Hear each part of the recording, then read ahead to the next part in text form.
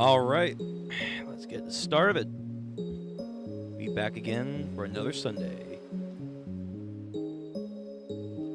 Hello, hello, hello. We're back. Wake up! It's time. We got manga to read today, baby. We got manga.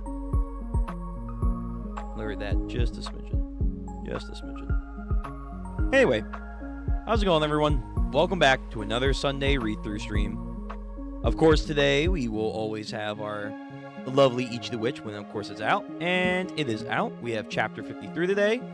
After that, we're going to go back into the culling game. I think we should almost be done the arc. I think we are. Like, we went through... Because I don't count, I guess, the Maki stuff.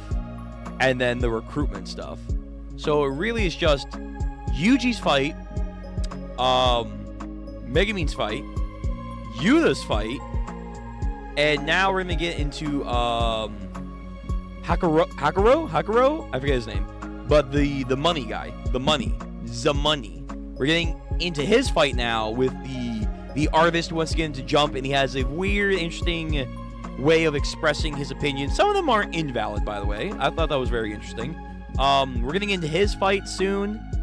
I don't know if Maki's going to get a fight in the calling game. Probably, but I imagine it's going to be her, him, and that should be it, right? I don't think anyone else is going to get a fight. Maybe we might cut over because we haven't seen them in a while. Chozo and, oh my god, I always forget her name. Toji's master. I think it's Yuki, right? Yuki, yeah.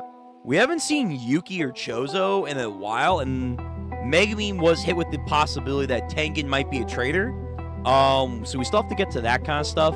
Then there's also the angel idea where it's like, oh, the angel is coming in now. Megumin has to deal with that. We'll see where that goes. But yeah, we still got, I'm sure, a little bit more of the culling game, but we're probably almost done. I would imagine.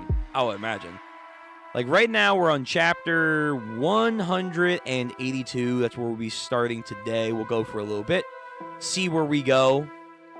But, realistically, we're less than 100 chapters from completing this.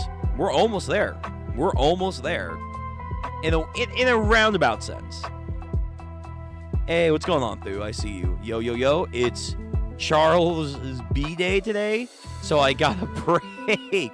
Alright, so you doxed yourself a little bit there, my man. But, alright, hey, happy birthday. God save the king, first of all. And thank you for spending your time with me. Striker Man, I just started watching JJK. Oh, cool. How do you like it? I have mixed feelings about the beginning of JJK.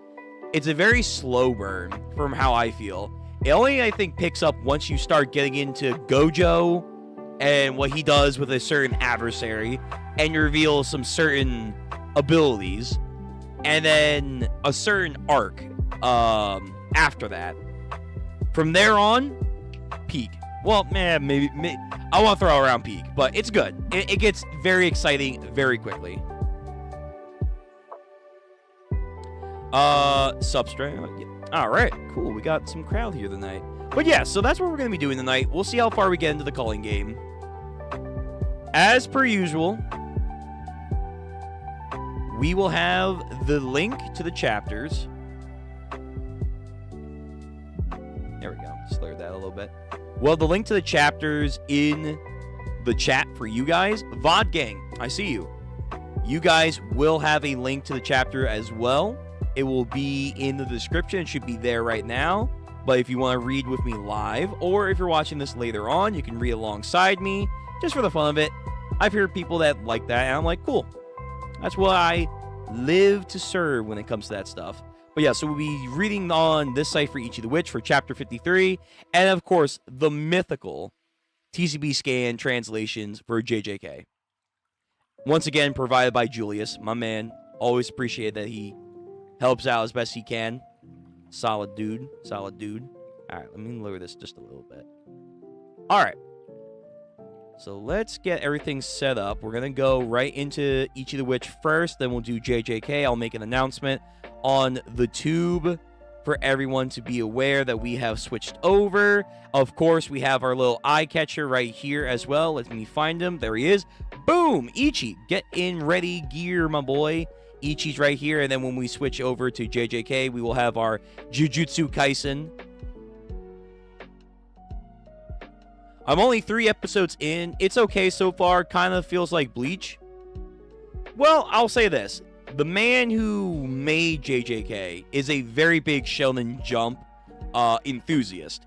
He takes a lot of inspiration, which you would already expect if you're going to be doing a Shonen manga. It's like, you kind of have to, but he's personally come out and talked about it in interviews. Like, he loved Shonen Jump growing up, and you can tell there's a lot of, like, bits and pieces that, like, make his story, and he even alludes to a couple of them in the story later on, where it's like, oh, in this episode of One Piece, something like that. It's like, damn, all right, brother. But yeah, so that's cool. Glad you get into JJK. Both modern animation. Listen, let me see if I can find it.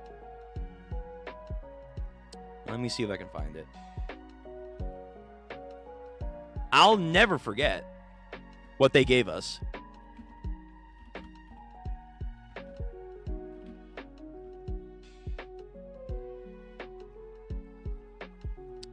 Let me see if I can find it on YouTube. Yes, the 20th anniversary. I'm not going to play the sound, but here we go. Oh, brother. Oh, my goodness. The redone animation for a lot of this? Especially Soul Society? Oh, no. In the 1,000-Year Blood War animation style? Oh, man. I would kill thousands. I would do a goddamn Shibuya arc for goddamn Bleach remake. I think they could do it. I genuinely think it's on the table. They probably have brought it up. Like, listen, we're getting pretty dang close to the end of the goddamn 1,000-Year Blood War arc for the anime. We can do light novels. We have a lot of material for light novels. What is going on with my camera? That is weird. Yeah, my camera... Interesting. Let me fix the filters on there. But yeah, we could get to the 1,000-year, clearance. But at the end of the day, what would a lot of people really, really like? What would a lot of people just love to see? I don't know what that's doing that. Because it's not doing on the other side of the camera.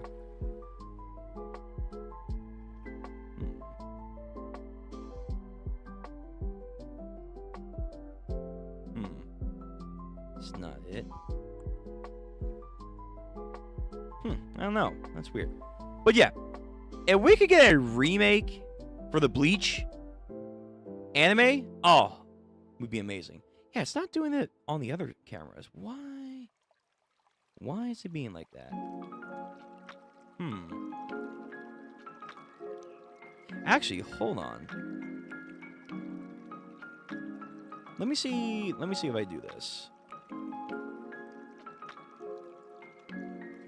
Oh, it's actually blending in with the background of the video. Huh. Why is it doing that?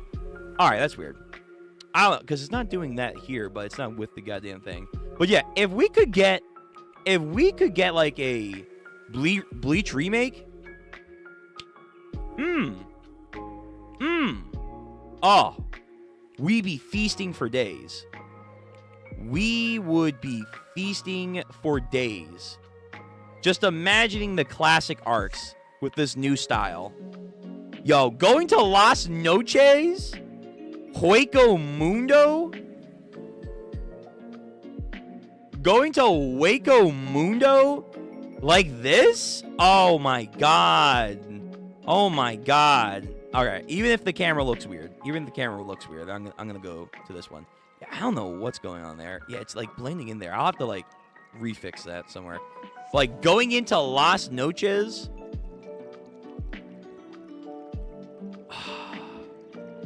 Going in like this?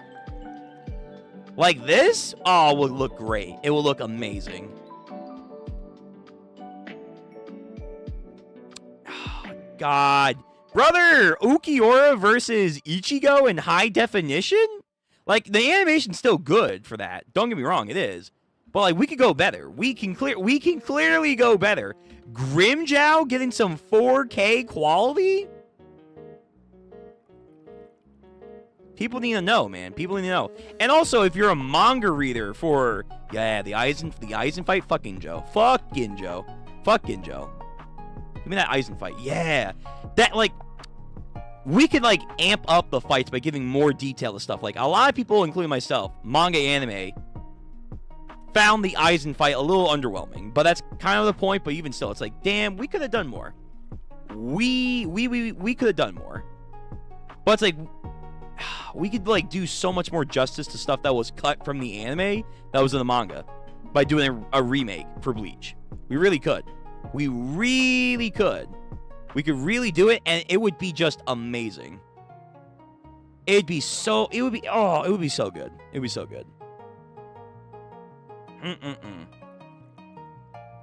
All right. Let me read a couple more of your comments, and then we're going to get into this.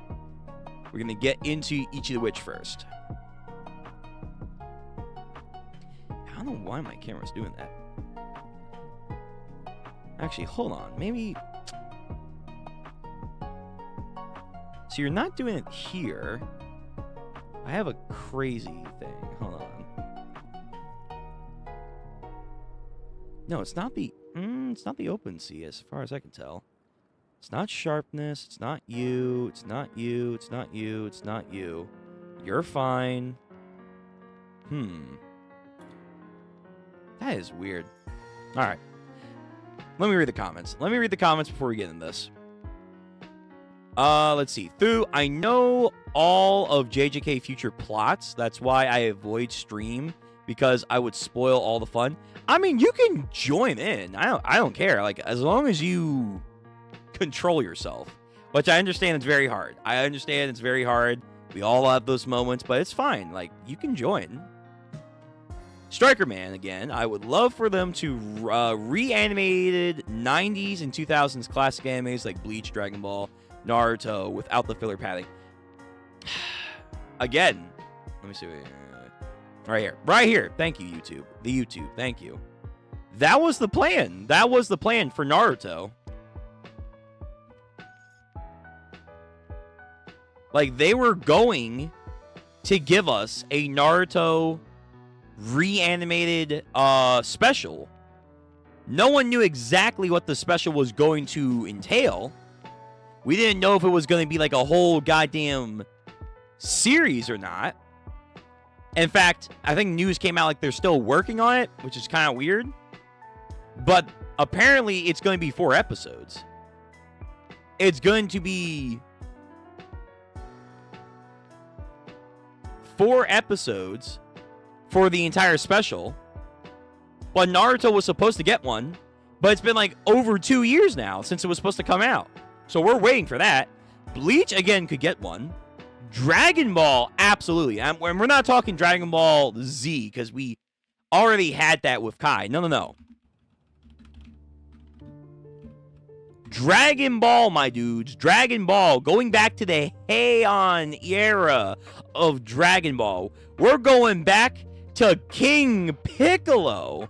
Imagine the King Piccolo saga in, like, glorious animation nowadays. Oh, my God.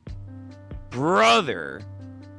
The goddamn, like, crisp fights and, like, composite shots of them, like, doing, like, their martial arts would look so good. Because one thing old school Dragon Ball did well, for sure, no one can deny, even the guys who really, really love Z, one thing that the old Dragon Ball, I think, absolutely did was choreography. Even back in this old style, The fighting felt fluid because that was the main focus. It was a martial arts series at its heart and core. So you wanted to show off the speed, the agility, the punches. Now amp that up with modern day animation, and we've seen some good shit from the old classics. Oh god, my Junior and Goku. By the way, this is best Goku. This is best Goku in the entirety of Dragon Ball. Fucking the 23rd Budokai Tenkaichi Ichi. This is Goku peak for his character. But look at Dragon Ball Daima. We saw the animation. We saw it, man. We saw, like, there was stuff I didn't like about Daima, but one thing I did like was the animation style. Like, we saw, like, what this could do. So, apply this to old school Dragon Ball? Oh my god, man. Yo, Tao Pai Pai is gonna look absolutely stunning. Why is my camera, man? Okay, I don't know why it's doing that. Hold on. No, it's still doing that. Alright. But yeah, I agree. The main point is, I do agree. I think we can still utilize the old classic series by giving them a new revamp, but it hasn't always worked out. Allude Shaman King. Shaman King got a redone anime. It was alright, but they cut out stuff, and it wasn't as amazing as a lot of us thought it was going to be. So that is the one thing that you do have to be careful when you're doing this, where it's like, yeah, we're going to make it quote-unquote updated, but it's not going to look great. So you got to be careful about that. But I do agree. I agree. These kind of series could work well, especially if you remove the filler and stick to the manga, aka make it bloody, especially for Bleach. Yo, the Bleach manga versus anime censorship, I love the anime. But the manga was something else, man. People were losing limbs left, right, and center. It was not like, oh, goddamn scratches. No, organs were falling out. Yeah, organs were falling out, man. So that's also another reason why you should do a remake. Because these older animes, more likely than not, got censored. They got censored. So bring it back. Bring it back to what it's supposed to be.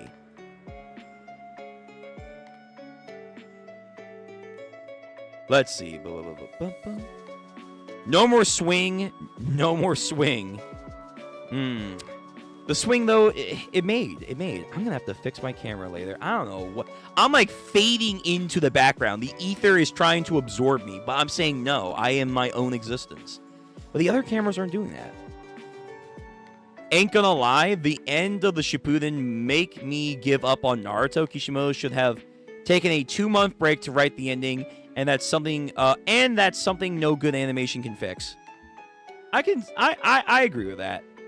Like, there's definitely a sense of rush by the end of Naruto. The end of Naruto felt hella rushed. Especially when we wanted to get into the Sasuke, you know, oh yeah, by the way, we're going to have our fight. Which everyone wanted, which is thought we were going to get after Madara. And then it's like, oh wait, Kaguya. By the way, space aliens. The space aliens are here. The space aliens are here now. It's like, alright. Like, all this can work in Naruto. It's just felt very fast. And even Kishimoto admitted, like, hey, this fucker was a problem. He made him too powerful. So what did he do to, like, speed this up? Let's make him more powerful, but at the same time, that power came at a cost, aka Black Zetsu and all that shit. And new villain that's even more powerful, but has a weakness. Which I feel like, why can't we just use that same weakness on Madara? No idea. We could have gotten quicker to, like, the Sasuke and Naruto stuff. Maybe not Sasuke right away doing his shit, but then, like, slowly building it up, like you said. Like, take a month break. Think about what you want to do. and then have like the Sasuke Naruto conflict. I agree. Imagine Goku versus Tien with that animation style of Broly. Oh, people can finally see how good Tien was back in the day, man. People can finally see that, oh yeah, by the way, believe it or not, outside of Piccolo Jr., Ma Jr., in the 23rd Budokai, Tien was the rival. He was the true blue rival of Goku. We can actually see a fucking studly Tien against Goku.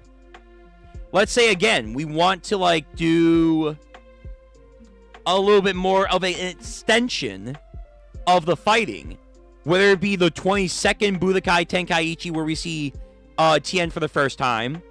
Or, later on, when we get the goddamn rematch and Goku takes off the weights and it's like, oh yeah, by the way, let's go. Let's do this for real. Hold on, let me get... Yes, right here. And they do some incredible speed blitzing shit across the entire arena. By the way, like, this is like... I want to argue this is like the first canonical moment of Speed of Light in Dragon Ball. If I had to go back. Because I did that before where I, like, read it on my own. I'm like, I'm pretty sure, like, canonically speaking, this is, like, the true instance that characters were emitting to Speed of Light. Because people just could not see them. And again, you can do it in very cool ways. But yeah, oh, fuck. Yo, people don't know, man. People don't know. When Tien was actually good. When Tien actually mattered and he was good, with high quality animation, these fights would go crazy. These fights would go crazy. People can finally understand the magnitude of, oh my god, how do you spell his name? Of fucking Tao Pai Pai. Tao Pai Pai the goat, man. Wait, Toa? No. Oh, Tao. Oh, I said Toe. Here we go. Yes, Tao. Yo. I want his outfit, by the way. I've always wanted, like, a slick version of his outfit. So good. So good. But yeah, I agree. We need to update the old school stuff.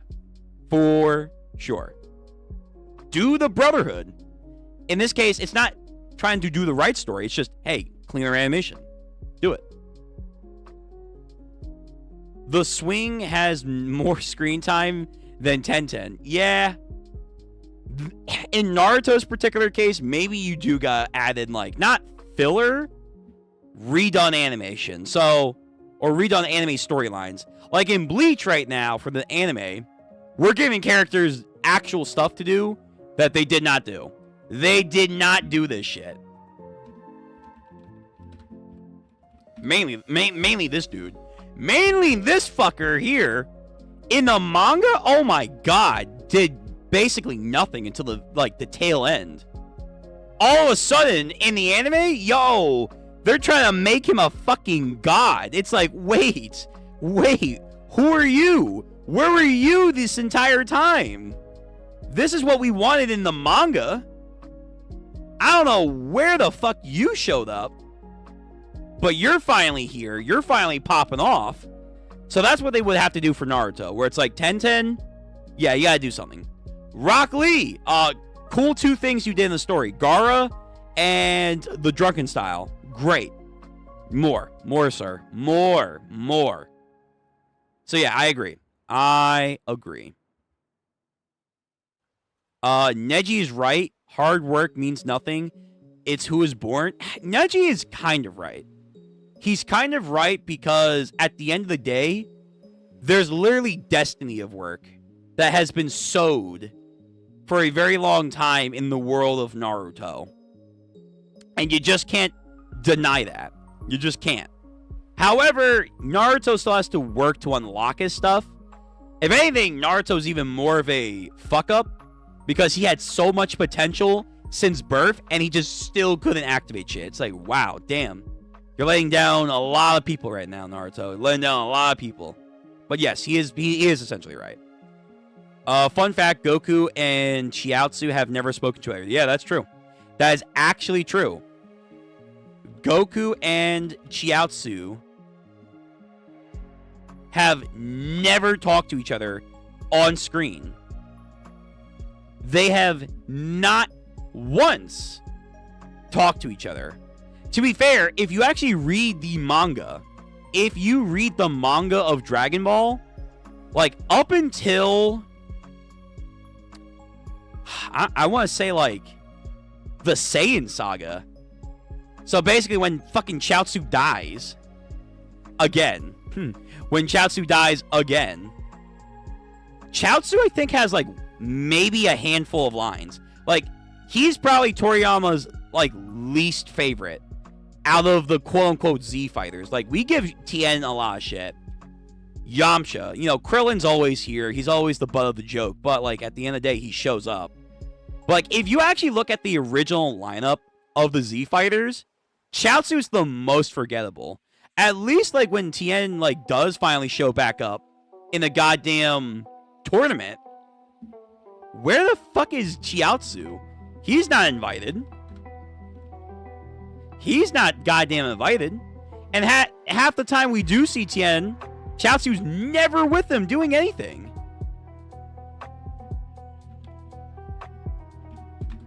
Like, he genuinely, I feel like, he was Toriyama's least favorite out of all of the goddamn Z fighters. Because he just exists, but barely. He barely exists. Like, we give Roshi more screen time than this fucker. How old is Chiaotzu? I don't know. The continuity for him is fucking weird. Anyway. Alright. I think we did enough pre-work.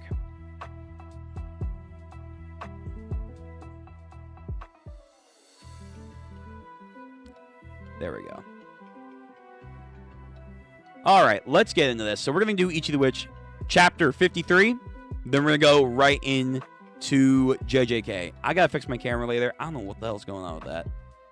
It's fine here, but I don't have anything in this periphery. And then it's fine here. So, Alright, let's get into this. So, I think I posted the link already in the chat, so it's there. VOD Gang, you have it as well. Let's go. Ichi the Witch, Chapter 53. If I remember correctly, Chiaotzu was specifically told by Tien not to join the Tournament of Power. Yeah, but fuck it. You have Roshi, dude. You have Roshi. Now, Roshi gains a disgusting power-up after, like, you know, Dragon Ball Z Majin Buu saga. Out of nowhere, he gains, like, orders of magnitude amount of power. And also, I think he learns to fly, which has never been confirmed that he could learn that or did learn that. Because, if you remember, Tien and the Crane School, they're the ones who actually introduced flying into the series. We've never seen Roshi fly until I think it was like the Resurrection F saga, where he's just kind of flying. He's like kind of flying, but not fully. But think about, like, he's taking on a bunch of Frieza soldiers. Now, you may think, like, oh, yeah, but Frieza soldiers, they're trash. Yeah, in the grand scheme, they are. But when you go back to the original start of the goddamn Z, when Raditz showed up, if you actually pay attention to what these frickin' soldiers, quote-unquote, power levels, where they realistically should be, these soldiers are, like, sometimes just below Raditz, if not higher than Raditz. And that's saying something, because as far as we know, like, he trains off-screen. We don't really know what he does, but, like, in the span of some massive amount of time, he's gained enough training on his own to surpass King Piccolo, Mud Jr., a.k.a. Piccolo, our dude, Raditz, and is able to wipe out a bunch of these fuckers. And then he joins the Tournament of Power. And again, he just shows off a huge growth in power, especially if you read the manga. It's like, wait, whoa. So it's like, I see what you mean. Like, yeah, he told him not to join. But fuck it. Like, if If Roshi off screen can get this strong, I don't see how the hell Chiaotzu and Tien Shenhan, who are literally all they do is train in the goddamn mountains day in and day out. That's literally all they do for an existence. Like, Roshi is chilling, hanging with his crew, or going after women. So I don't understand, like, yo, Tien, like, don't you believe, like, he can do stuff right now? I don't know. All right. Enough side talk. Come on, let's get into Ichi. Let's get into goddamn Ichi. Yo, Julius. Yes, you made it in time for Ichi. We were going on a whole tangent about stuff. So I'm glad you're here. All right. No more tangents. Come on. Chapter 53, Ichi the Witch. Here we go. So we're starting off with the goddamn pregnant woman. This was crazy. This is crazy. I need explanations. I need to know what was going on here. Now, to set out all the plates. Oh, would you get a cups for our guest? Please, dear. How many? 5. Can we use the red ones? Sure. Everyone, please have a seat. So we're having a nice formal meal with these guys. Interesting. Chapter 53, the 53rd Hunt. A heavy blow. Oh, that's not a good sign. Let's eat. So we have paintings, a fancy rug, and a nice dining room table. So my guess was she was probably from a kingdom that did not like Majiks and they wanted to send her away. But somehow or another, these guys got together. That was my theory. Let's see if I'm right. Huh? On board the ghost ship, Chronostasis. I hope you like it. Fish dinners are a specialty of mine. Again, how long have you been here? Like, to you, it's probably been like a couple months. But in the world of, you know, the outside, you might have been here for years. Centuries, maybe. Like, they have old sea shanties about this thing. Oh, I should introduce us more properly, huh? I am, Minerva? Minerva. I'm pretty sure that's how you say that. Minerva. And this is my hubby, Charu. Or Chrono. So, Crow. So just say Crow. Just say Crow. Yeah. It would just be Crow. Chrono.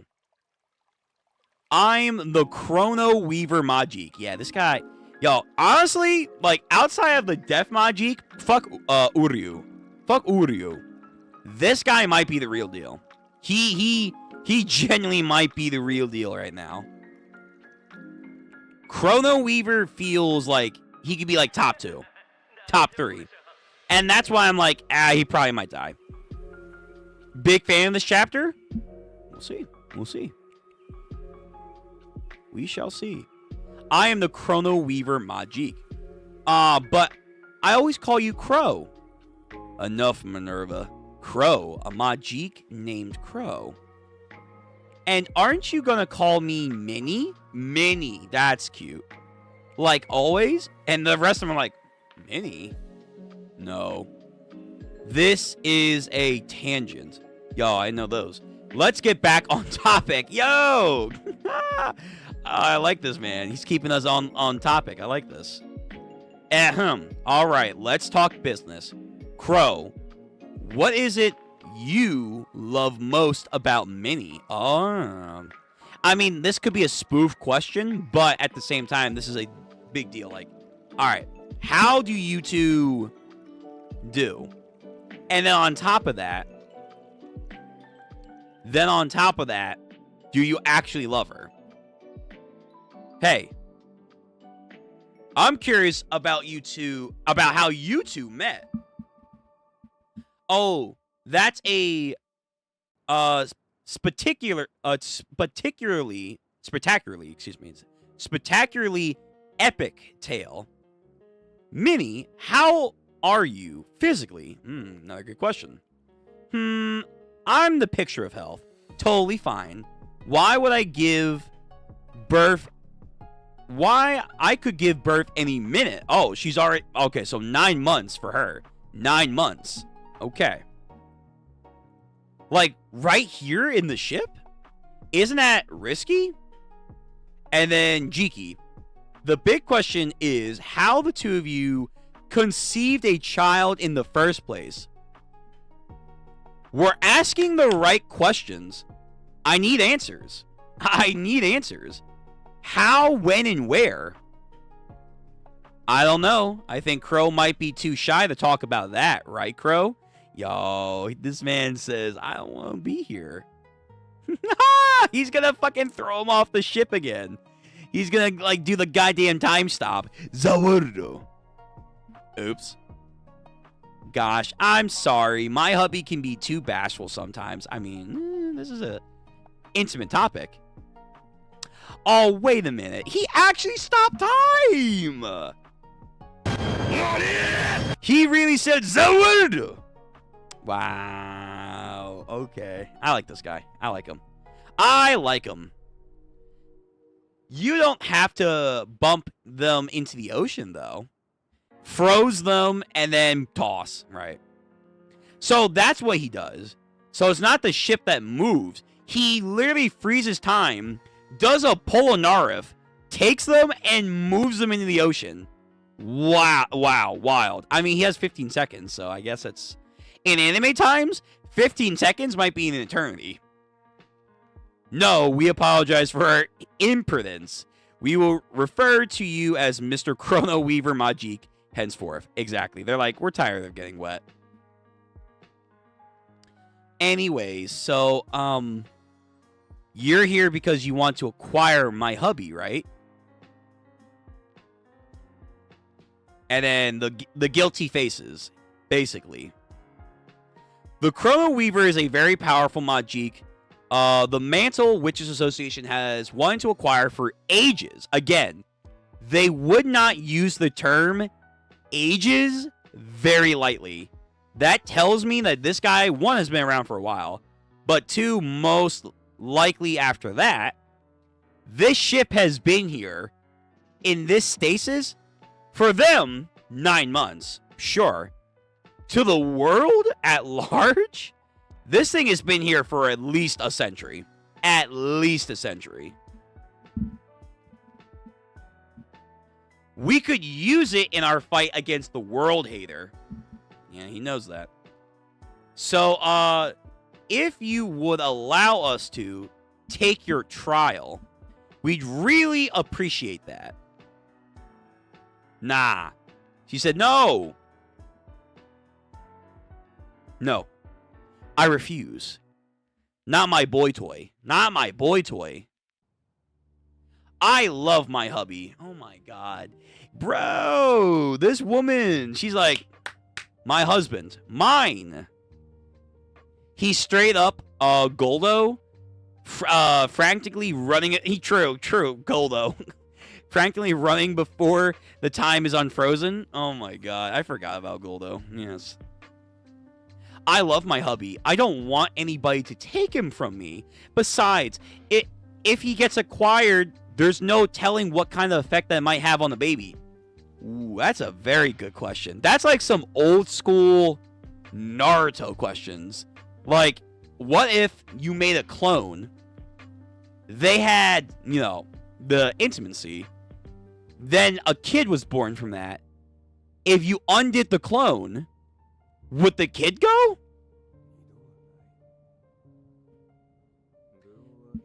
Those are the questions. Those are the intimate questions. I am so curious to see how this works. If you still insist on acquiring him, then you'll have to go through me too. This hunt just got awkward. Yeah, it did.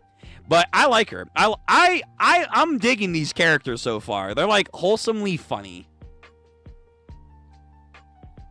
Hey, can I ask a question? Ichi himself. And then Chrono Weaver. What? Kumagi read all the reports about you to me. This is a vicious stretch of the ocean. Over 300 ships have sunken here, and lots of people have died. Oh my god. Did you do that? If you just want to live with your wife, that's one thing. Are you killing people, though?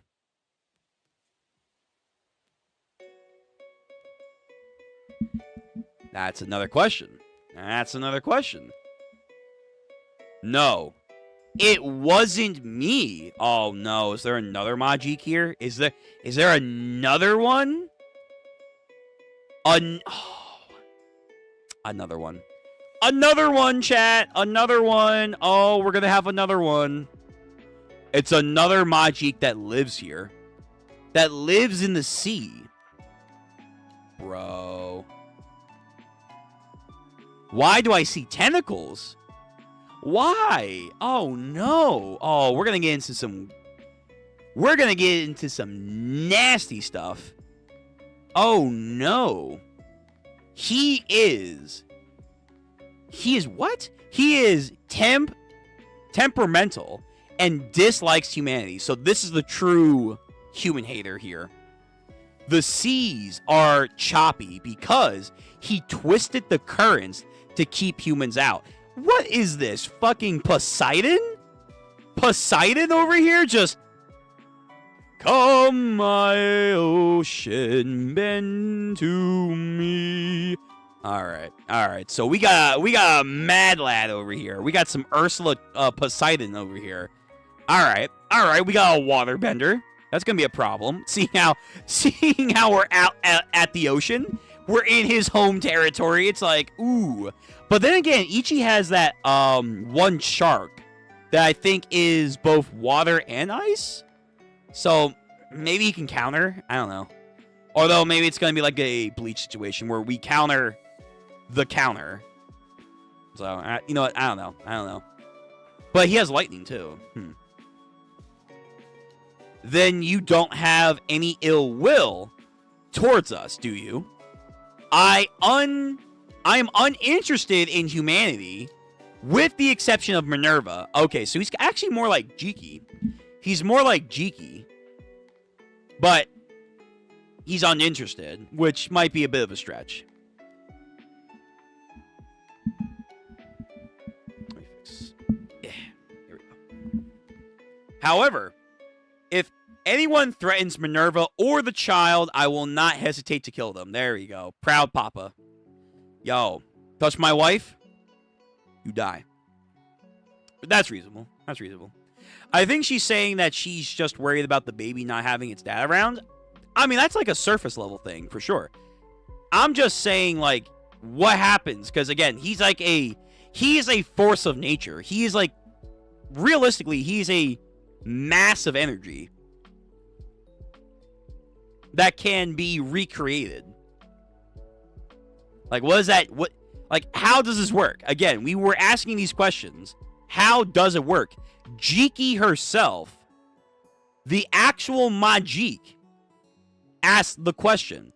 The big question is how the two of you conceived a kid in the first place.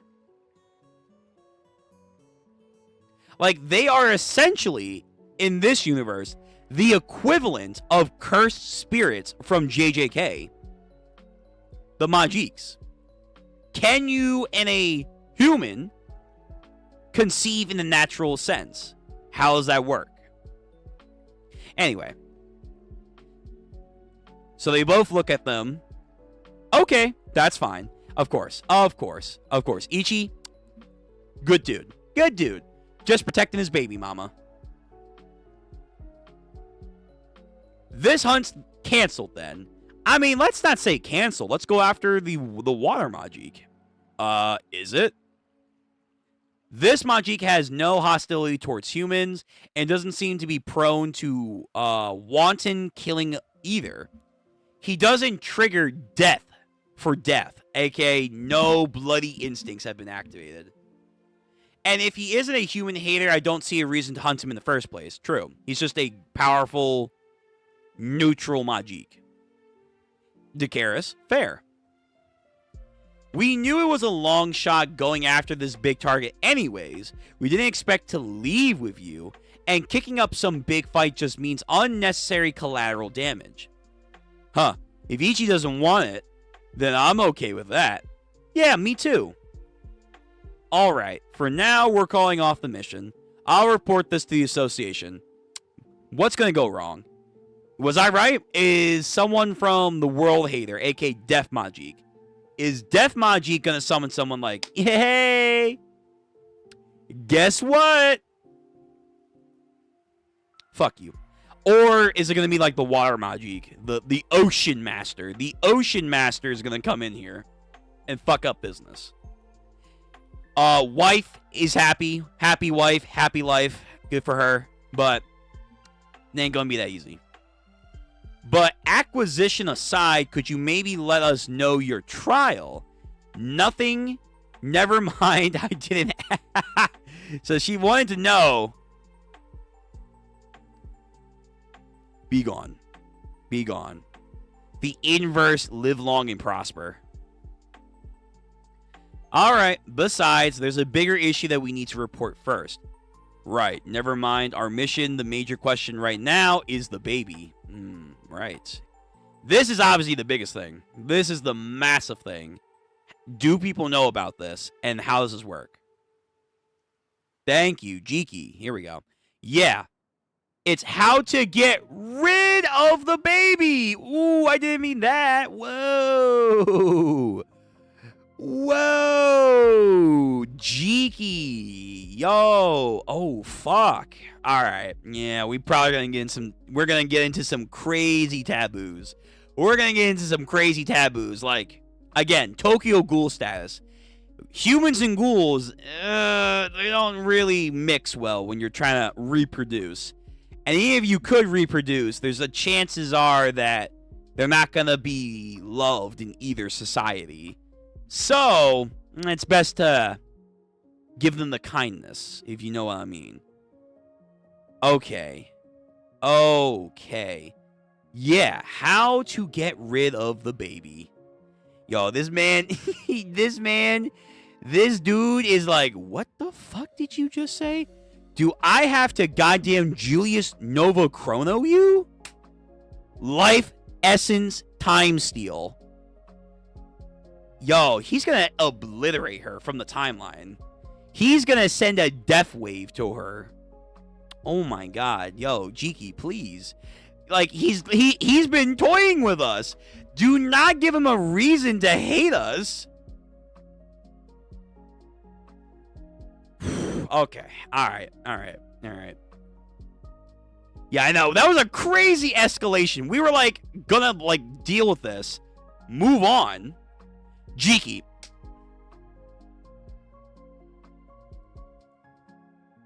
So, about that baby. Oh, man. Yo, can we not? Can we not? So, of course, Chrono Weaver. Everyone else. And then Dakaris. Crap. Whoa. Gokuraku steps in. What did you just say? Yo, he's like, nah, this is not okay. Huh? Did I say something weird? That's crazy. She's double tapping. Oh my god. She's like, what? I just said what we gotta do, you know. Master Jiki Shuren, getting rid of the baby is, what's wrong with that? I mean, a half Majik, half human baby. Come on now. Those totally shouldn't ever be born. Why? I mean, like, from a perspective, yeah, like, there are a lot of implications I would want to know. How do they function? But at the end of the day, like, I mean, they're like any other thing to exist. I don't see why they shouldn't exist. There's nothing inherently wrong, I assume, for them to exist. It's whoa, okay. So, I mean, so that she knows of. That she knows of. Yeah, she's a fortune teller, but does she know everything? No. We know that she doesn't know everything. But nonetheless, It's never happened before. What if they turn out to be some kind of scary monster? Yeah, could be. But you could say that about anything, human or Majik. And most of all, the whole idea is just gross. Why? Why? There's no way that the world would celebrate the birth of a baby like that. It's not about that. It's not about the world, man. It's not about the world. It's about bridging the gap between the humans and the Majiks even further. And it's like, hey, by the way, we can breed. Like, that shows on some finite level the psychology of the mindset of the Majiks. Not only do they have similar tendencies to humans, to hate and or to love, there is the union of people and Majiks that can bridge those gaps. We might have a Greek situation going on here. Minerva is Athena, and the new Majik might be a Neptune / Poseidon, which they notoriously hate each other in mythology. Could be. I could see that. Doubling down is wild. I know. She like said that bold face like, so like we gotta kill this baby. Jiki just gay and confused. She's gay and confused. Yo, we didn't realize. Oh, hey, when she was with her human companion, that's a wholesome Christian relationship right there. She's a wholesome Christian woman that does not procure this ill-tided union of a mixed background. Damn. Crazy, Jiki. That's some crazy standards right there. Seeing how you were getting all close to that one woman, but alright. Yo, whoever is the... Well, we know the god, I guess, of the Majiks, but like, yo, their savior is like, nah, this is not in our Bible. This is not okay. You can't do that. Yo, Minerva's gonna punch the fuck out of her. I hope so. Yes. Excellent. Excellent, Minerva. Like, why are you here? Why are you here if you're gonna be like this? Yo. You want to save your human host. Isn't that also considered, like, something weird that Majiks aren't supposed to do? Did the Death Majik not just tell you last couple chapters, humans and Majiks, they'll never get along? Meanwhile, Jiki and her Majik, like this. It's like, okay, but, oh, humans and Majiks, they can't have kids. What the fuck are we doing? The double standards are wild right now. Anyway, yo, got the Griffiths treatment over here. Just get out of here. Get out of here with that dumb shit. Anyway, Dakaris, Komagi, very shocked. Even if 100 people hate my child, even if 1,000 people think they're disgusting, I will still be glad that they are born. Yo, this is a top 1 woman. This is a top 1 woman. This is what every partner should be. Every parent. And I'll love them enough for 1,000,000 people because I'm their mother. Wow. Yo.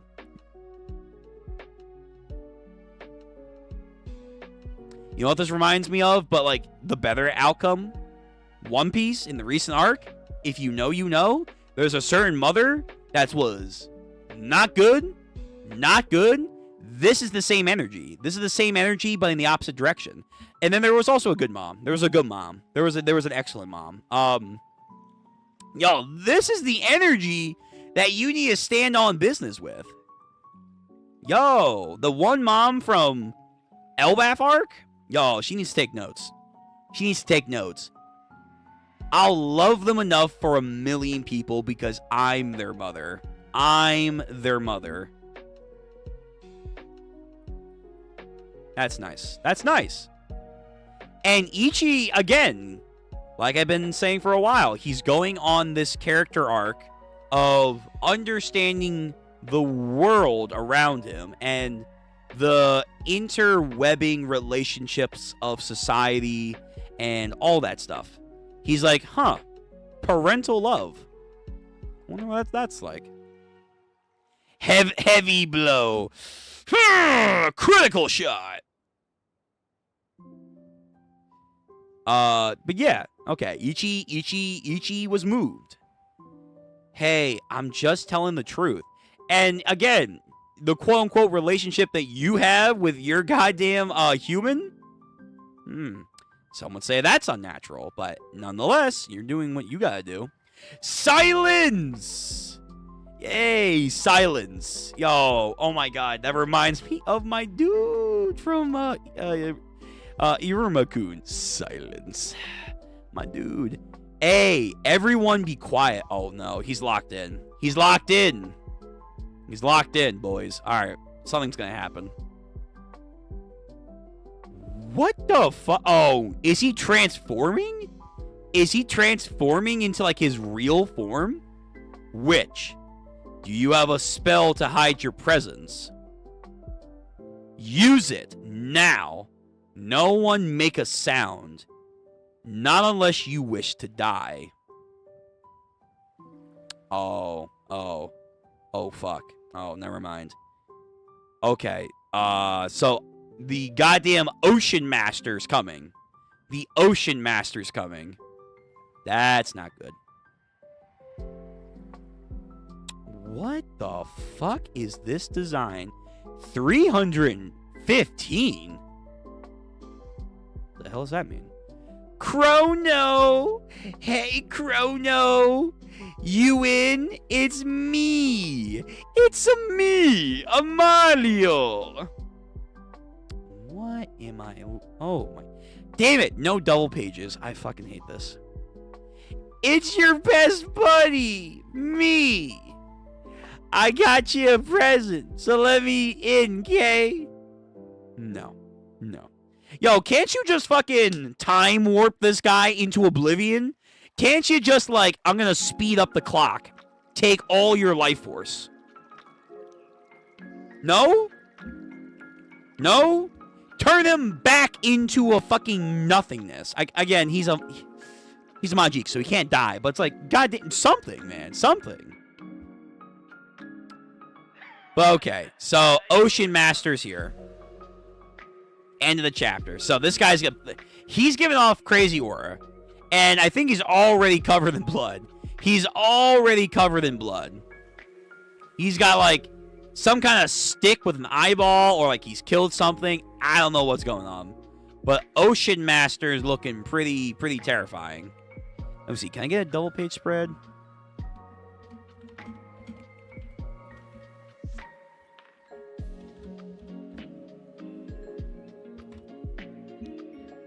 Bump. Yes. Thank you. Gracias. Gracias. Alright. No? No. Hold on. Give me my double page spread, please. Please! There we go. Thank you. Holy.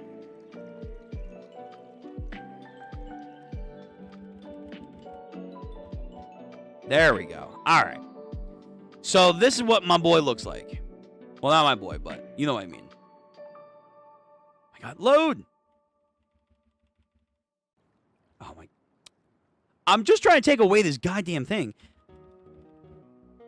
Here we go. Jesus. Here we go. Alright, so this is what he looks like.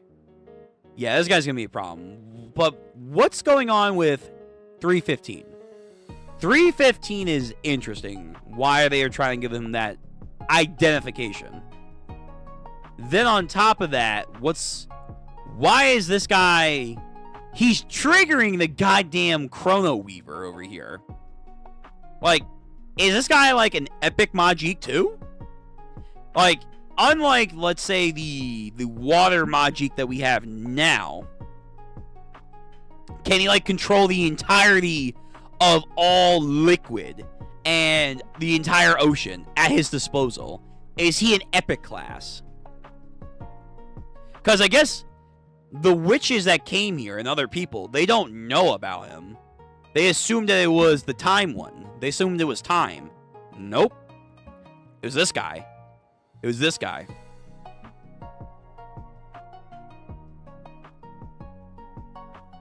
Is it possible that there are two epic class Majiks in the same vicinity of each other? And one of them is like, of course, kill everything. Cause tee hee ha ha. But if he is, bro's ready to lock in. He's locked the fuck in. Like, this man is about to do a transformation. We're gonna see his, like, real form. But Minerva, honestly, great character so far. Fantastic character. I'm digging Minerva. I am absolutely digging Minerva's character. I'm liking this. But okay, we kind of got a little information, but not a lot. Not too much. So the idea that, like, oh, she might be a princess hasn't been answered, but maybe. Maybe. But they talk about more of their relationship, as it were. It is very, very wholesome. Very, very down to earth. The guys poke fun. Obviously, he did not take that very likely. Very likably. And then, of course, asking not to acquire him, you know, because of their intimate relationship. The witches didn't know that there was this motherfucker running around, so he's the problem here. He has a temperamental attitude and dislikes humanity, and he's the reason that the seas are so choppy, so he might be an epic class fucking Majik for all we know. And the ramifications of this and the baby have still not been answered. Again, Jiki has been the most vocal about it. In the most negative ways possible, but at the same time, she is asking questions and trying to bring it to the forefront. Like, yeah, this has apparently never happened. As far as she knows. Oh, hold on. There we go. This has never happened as far as she has lived. We don't know how long Jiki has lived compared to, like, other characters and other Majiks. But she's never heard of this. So, either it's quite rare, or this is the first time. I'm going to go with the former. I'm going to go with the former, that this is a rare thing and not actually, no one's done this. There probably are other half-human, half-Majiks. And again, the theory would be that Ichi might, in of himself, be a half-human, half-Majik. Could be possible. But we haven't answered the questions on, like, okay, what are they classified as? Do they have certain things about them? Their abilities? All we know is just that, from a personal standpoint, Jiki's like, this is not going to end well for the world. Because this child could be a very detrimental existence. But of course, you shouldn't judge the child for just being born. You cannot hate something for being born. It's what they do afterwards and the environment that they're grown up with that shape their existence. So I'm hoping they'll have their parents and nothing terrible is going to happen to them. We'll see. All right, chat. Let me see what you guys are talking about. Being about to constantly control the tides of an entire ocean for hundreds of years is an insane feat of honestly, it is. Like, again, this guy could be an epic Majik. Like, they had no idea that it was this guy that was killing all the witches for ages. They said ages now. Which again means, potentially speaking, him and his boo, him and his baby mama over here, they've been here for a very long time from our perspective. But for them, it's only been like maybe 9 months, which is a crazy feat of power. That's a crazy feat of time of manipulation. But yeah, all the while, this guy for hundreds of years, potentially, ages, has just been making an entire ocean his own domain. So yeah, this guy's gonna be powerful. He's gonna be no slouch. Despite Ichi's feral nature, he's very mature about things, and he grows on me a lot. Yeah, for sure. I mean, Ichi, he is the archetype that, like, Gon is from Hunter x Hunter. They are the type of characters that are not bound by societal norms and upbringings. So they have these interesting perspectives to view human relationships and seek the truth on our actions, the deeper meanings of those. And they can appreciate that even if we ourselves don't quite understand our own standpoint. Like, let's say, like, with Gon, Leorio talked about getting money when he first met him. That can come off to a lot of people in society as a very greedy nature. But Gon instantly knew, well, I know money is considered valuable, and people have dreams and ambitions to use with that. So that means you're a very dream-oriented person. I like you, Leorio. It's those kind of mindsets that you can only get when you're taken back from society. So Ichi, for sure, is one of those characters that can kind of cut through the goddamn hustle and bustle of everyday norms clouding our judgments on our actions and what is considered good or bad, and seeing all the gray in between. Now, on the flip side with Gon, when you do have someone that's removed from societal norms, the negative aspects are they're a little unhinged and can escalate things very, very, very quickly than most other people. And we see that with Ichi. Like, he does have a little bit of a screw loose. Like, for excitement's sake, he's on this adventure for the thrills. And we haven't seen him take anything too extreme just yet, but there are moments, especially against Death Majik and other powerful Majiks, where he's just like, oh yeah, this is fun. Yo, collateral damage? Maybe, but guess what? I'm enjoying myself for the thrill of the hunt. We haven't seen that gone too far yet, but we'll see where that goes. But the main story of Ichi for sure is, like I've been saying, you're taking somebody who has not had anything in his life, any societal representation, putting them into society, and they're finding their way and making connections, which is a good thing for his character. But then, let's say, when he fights the Death Majik for a second time, I think that won't be like the last time, it might first come off as a weakness, because he now has something that he can lose, his connections, which he didn't have initially going into the fight. So he may not be as manic, like, yeah, I'm going to goddamn stab you. Now it's like, oh, crap, I have people I got to protect now. So it's a very interesting story with Ichi. I do like him. He's a very different protagonist, but at the same time, giving me that Gon vibes. And I like Gon. I think Gon gets hated on way too much in Hunter x Hunter. He's not the best character in that series by far, and I don't think he's the best main character I've ever seen. But for shonen, for shonen main characters, bruh, excellent character stuff for him. And you know what, man? You know what? If we get to a situation where Ichi's going to be doing some shit like this, I'm all for it. All right. So I'll give you guys like a minute or two to type out anything that you want to do, or I'm going to do. Comment about what you guys think about the chapter. Oh my God. My brain's being fried today. This was wild.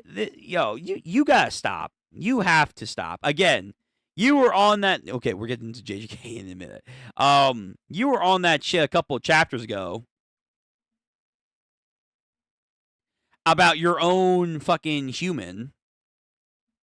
Where is it? Was it 49? Yeah, it was 49. Yeah. Here we go. Let me see. Yeah! Both of you, yes. Oh, all of a sudden, hey, humans and my Jeeks can't live together. What the fuck did you just say about my goddamn precious, whoever the hell she is? But humans and my Jeeks having kids? Kill them. The double standards are crazy. But we do need to see, like, is she right? Are they a natural existence that causes the world harm? I don't think so. Considering the Majis themselves, it's like, bro, how can we get any worse? How can we get any worse? But okay. Next time, we're going to get into some potential fights. Or we're setting up some fights. That's going to be interesting. That's going to be interesting. And I'm assuming if he's not a part of Death Majik's cult, he might get recruited if we don't take him out. Take him out here and now. That'll be my guess. I'm hoping Chrono Weaver isn't gonna die because I like his character with Minnie, but I wouldn't be shocked if he dies because he is, one of those characters that can easily be remembered as like, oh, he was a character that could have done great things for our side, but if he were to be with us because Minnie might like them and then go back to, let's say, the Witches Association to have her kid be monitored, but safe, because maybe the Death Majik also, like Jiki, would be like, an abomination. Oh, look at that! Like, some Voldemort shit. Kill the kid. The witches probably won't like it, but they'll have a better chance of keeping it safe with Minnie, especially if Baby Daddy over here is gone. If Baby Daddy's gone, Time Weaver's gone, they're going to need all the protection they can get, because other Majiks and entities would definitely want to kill that kid. And again, he's a very powerful Majik. He's a very powerful Majik. If we had him on our side, it would definitely feel busted. It's like, time. He can stop time. From what we've seen, that's like his main go-to. Can he do other things? Like, can he go back in time? Can he leap forward in time? Can he skip time? Can he, like, accelerate time by, like, eroding things? Baragon, Reasonbond over here, Raspira. Or Julius Chrono, where, like, can he take time away from people? Can he, age things backwards to where they're, like, going back in time, but, like, in a more, like, decay? No, not decaying. Kind of like, the girl from My Hero. Something like that. There's a lot of stuff we don't know what he can do yet. But if he can do all that, it's like, bro, that's a massive asset. But I think that would be too much for our side to have. That might be too much. That might just be me. Okay. It doesn't seem like there's too much motion in chat right now. So I'm going to assume no one else has anything to say yet. Or for the rest of the night for Ichi the Witch. So we might just call it there for Ichi. And we're going to take a brief intermission, like always. Then we're going to get into JJK. We'll go for JJK for a couple chapters and see how far we get. I guess depending on how far this fight is for Hakure, we can try and get his fight done tonight. That might be like a nice little goal right there, at the bare minimum. Okay, Ichi the Witch, guys. Thank you for showing up. Thank you for coming out, commenting. This was a good chapter. Julius, you were on point. This is a good chapter. It's setting up a lot of stuff. Crazy agendas from Jiki, but Minerva, I'm liking her. She's a top tier woman. Everyone would love to have someone in their life like that. I'm hoping nothing terrible happens to her, the baby, or the daddy. But we'll see. We'll see. Okay, so I'm going to take a brief, 2-3 something minute break. JJK will announce that we're going to go live. And, yeah. I assume we're not on break for next week, but if we are, I'll let you guys know ahead of time that Ichi the Witch is on break.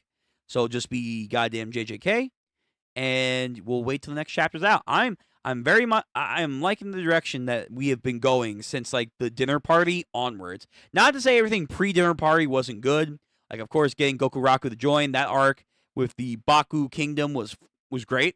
And of course seeing the Death Majik for the first time, that was great. But I feel like now we're kind of hitting our stride. We're hitting our stride, and I'm liking this. I'm liking this. So yeah, Ichi the Witch, very good, great upcoming series. We're still in the 50s right now for chapters, but I still think like it needs more push from the fans, and I'm doing my part. And you guys reading this and coming in and commenting, you're doing your part to spread the word. Spread the word of Ichi the Witch. This is a good series. People need to love this. But okay, thank you again, all of you, for showing up for Ichi the Witch. We're going to take a brief intermission before our next read-through for JJK in a minute. Before you go, like the stream, comment, and of course, subscribe. And I will see you guys next time for Ichi the Witch for next Sunday. Loving it. Loving it. All right. JJK boys and lads, or I'm sorry, boys, girls, and everything in between. I will be back in a moment. So, have some nice music to unwind yourselves before we get into it.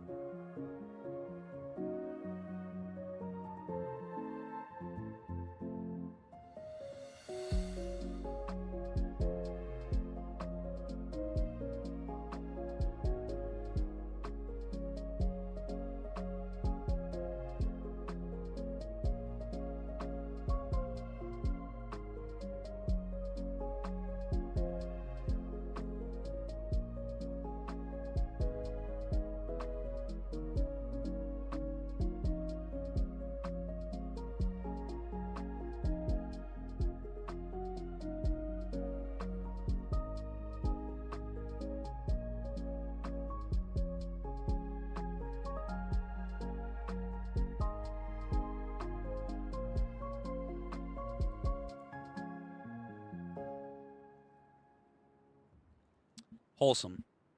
Nothing but wholesome. All right. So, we're back. JJK. Everyone wake up. We're not done yet. We're not done the stream just yet. No, we're getting into some good shit. We're going to get into hopefully some good shit. Yeah, this arc has been interesting. Fight-oriented, massively so. But it's been good. I don't know yet if I've lowered you just a little bit. I don't know if I've considered this to be on the levels of Shibuya just yet. But the characters and the fighting, especially the more dynamic movement of the fights, have been very good, for sure. More so than I thought the manga was going to be, which gives me very high hopes that the anime is going to just blow it out of the water.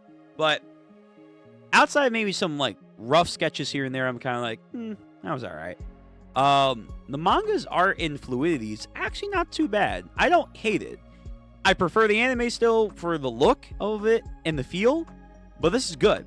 This is definitely good. But okay. We left off with chapter 182, so we're going to start there. We are now getting into Hakuri's fight. So we've had, again, the Yuji. We had the Yuji versus Himura.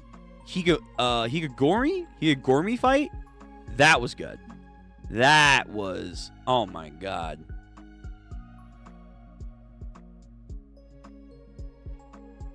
Where's the scene with him in the bathtub? Yes. My dude was just relaxing.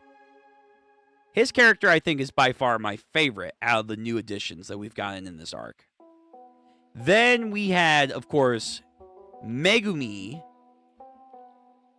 excuse me, I'm thinking of another way to spell this, versus Reggie. A fight that I didn't think I was going to enjoy, nor I thought would be interesting. No, it turned into a very tactile battle. Very, very well thought out. And explored some interesting ideas about the incompleteness of his domain expansion. Yeah, I'm just going to turn off my webcam for this one, because I don't know what's going on.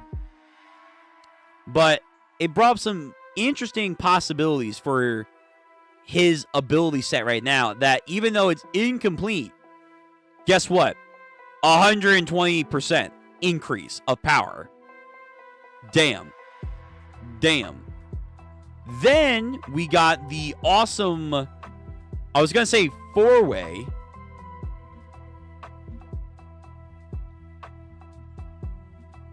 but it's not really a four-way, I guess. Hold on. Let me... It was Sandai, right? Sandai, yes. The Sandai colony. The Sandai colony shit? This? Oh my god. Flames. Had the meme and everything. Domain expansion. Very nice. I like these two characters. They were fun.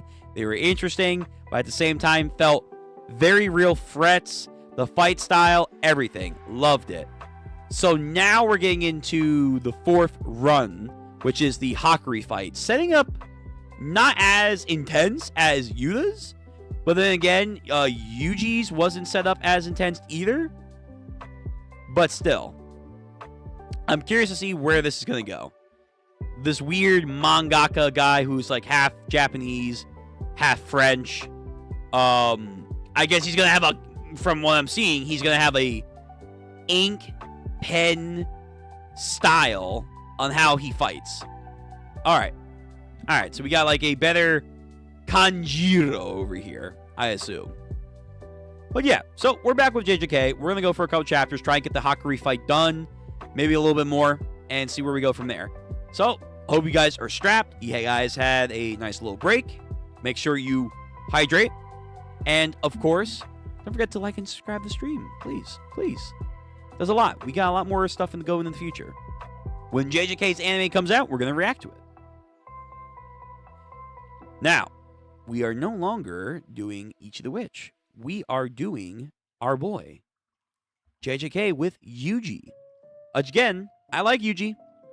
Let's try not to hate on Yuji too much now. Alright, let's start off the chapter. So we have chapter 182 of JJK starting now. 182. Let's go.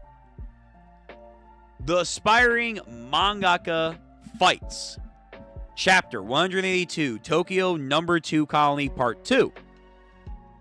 Battle Staff. That's what we're calling this. A battle staff. Man, I gotta get my staff. But pen. Ink pen. Hakari. Cool. Let's see what you got. Big destruction on the Ferris wheel. Going for a jabbing motion. It was my dream to become an astronaut. Why the fuck? What? What? Why are you... Okay. Hakari. But it seems like it wasn't meant to be. Instead, I'm thinking about traveling to space inside my own head. Yo, he was gonna do Space Piece. He was gonna do One Piece, but in space. Ooh, he was gonna continue Toriko. Yo, he was gonna continue Toriko. We're gonna go into space. Fuck. Maybe this guy does have talent. Direct quote of author's notes from D. Gray Man. Really? Wait, I've only watched a little bit of D. Gray Man. I haven't really read it myself. I kind of want to, but I know it's like their health condition is kind of like it's in perpetual limbo. So it's like if I read it like all the way, I feel like I'm kind of setting myself up for like nothing. Actually, how many chapters does D. Gray Man have? D. Gray Man chapter count. 255. That's not crazy. When did the latest chapter date? When did that come out? The most recent chapter of D. Gray Man was released of chapter 255, which came out on September 27th of 2025. As the 62nd day since its release, it's based to provide the timeline. The next chapter, 256, is theorized to release in October. Okay, hold on. Looks like the health might be doing pretty good. If they're able to do this, they're doing better than Togashi. They're doing way better than Togashi. Let me see. When did chapter 254 come out?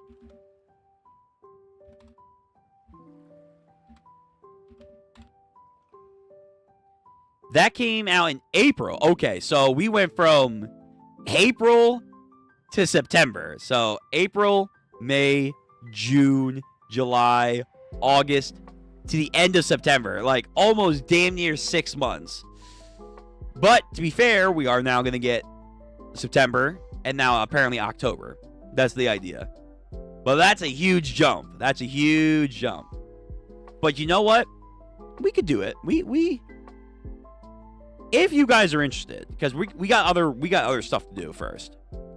But I am thinking about doing a old school kind of thing where it's like we're gonna go through some old stuff, maybe some stuff that I've already done, but we under like that. We'll call it like old gen as we are doing the new gen.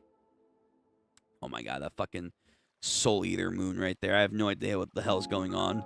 But yeah, we can go to D. Gray Man. But I didn't know that. Did the D. Gray Man author really want to go into space? Again, another shonen manga that inspired JJK. Right there. Alright, let's continue. Authors know of D. Gray Man.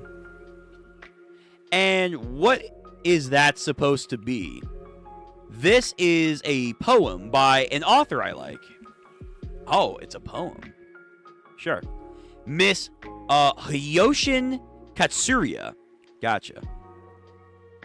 Kanji reads... What does that say? Kanji reads what? Let me zoom in. Kanji reads universe, but the Furgani reads fiction. Fictional universe, you could say. Since when is an author's note considered a poem? Ooh, maybe they could be. Every mangaka departs the earth looking for fiction inside their heads. Reality is not enough to satisfy them on some on some Thanos shit right there.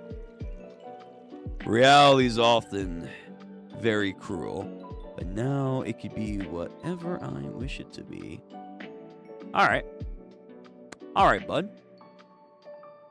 Let's see what you can do. Reality is not enough to satisfy them. The kanji is Earth, but the for the Furigani reads real/reality. So fiction to reality. Yo, if this guy has that one ability from Madaka Box, yo, we gotta get the fuck out. But in my reality, fiction came to me.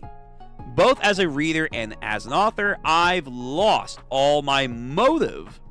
Kanji reads curse technique, but the Furigani reads fiction. What the fuck is happening? Why are there so many translator notes? I've never seen this many back-to-back before. Did you know the name of this feeling? Boredom. He knows it all too well. He went on a whole goddamn philosophical pondery with Yuji. Boredom and like getting that heat, as he called it, the excitement, the jitters, to gamble life. No, he calls it despair. It's despair. Thrust the goddamn weapon, but dodges. But I don't know, did he get blood or is that ink? The nib. How is this even okay? A mangaka hurting people with his own pen. Huh. What? Ozaru Tsuchibasa also cracked Kanada's head open from Captain Tsuchibani chapter 109. It wasn't a fatal kick though. All right, what's going on here? Why is he making all these references? Obviously, this is probably a self-insert thing right now going on with Gigi, the author of JJK. But is there a purpose to this? That didn't really happen though. Also, the ink has been filled. It has been filled. So the idea of like classic ink pens, they have to be dunked in ink, absorb that, and then they can write. I actually have one of those. They're really cool. Trying to do some Ichibei shit. So what can this diet Ichibei do? Kanji reads condition, but Furigani reads ink. All right. So the ink pen has been filled. The tip glows. He makes a mark on Hakuri. Hakuri's very chill. To be fair though, they were hyping this man up. They were hyping this man up saying like apparently he's better than Yuta when he gets serious. I'm like, okay. And Yuta gets claims to Gojo levels. Quote unquote second tier to Gojo. So let's see. Let's see if this guy's the real deal. Does a spin move. Nani. What is this? Tries to kick him. But our boy over here, quick enough, dodges. Brings up the ink spear. Flings him off the building. He actually sends him pretty far out. Gets back up. Again, nonchalantly, just like this move just now. Could you say it was a reflective dodge? So you finally took your hands out of your pockets. Or should I say your pockets are finally out of your hands? Alright, save the jokes to the comedian guy. Just stop. I took my hands out of my own pockets. He's blathering is annoying. That's a manga panel. That's a manga panel? Whoa. Alright, this guy's powers is going to get trippy. This reminds me of not Naobito. That was the prick. What was his name? The head of the Zenin clan? It was also like something Naoya? Was it Naoya? I thought his name was Naobito. No, okay, so the prick's name was Naobito. This guy's Naobito. Yeah. Introduces the concept of, animation, frameworks, unlimited budget works. Yeah, actually, his thing kind of looks like the same thing here, too. All right, so the JJK loves the power of references and also to make notice of goddamn anime and manga. Okay. Cool. The powers of creating anime and manga are legit in this universe. This is a manga panel. It's a few frames ahead of real life. What? It's a few frames ahead of real life. What does that mean? It's like catching the bottom left corner page in the corner of your eye. Right now, I can see a little bit of your future. Whoa! He's like some weird hybrid of Ichi and Yuha Baha. By making a manga panel, he has the corner of a page. He can see a bit into the future? Alright, that's kind of wild.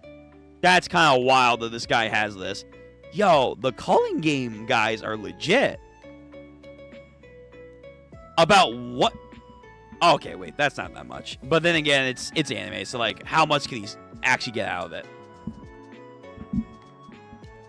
This guy can see into the fucking future for 1 second? Alright. Again, you have my attention.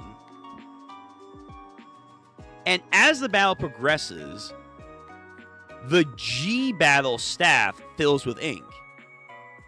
I'll be able to see even further into the future. Okay, so the more time he marks him with the ink, the more times or the longer he can see the future.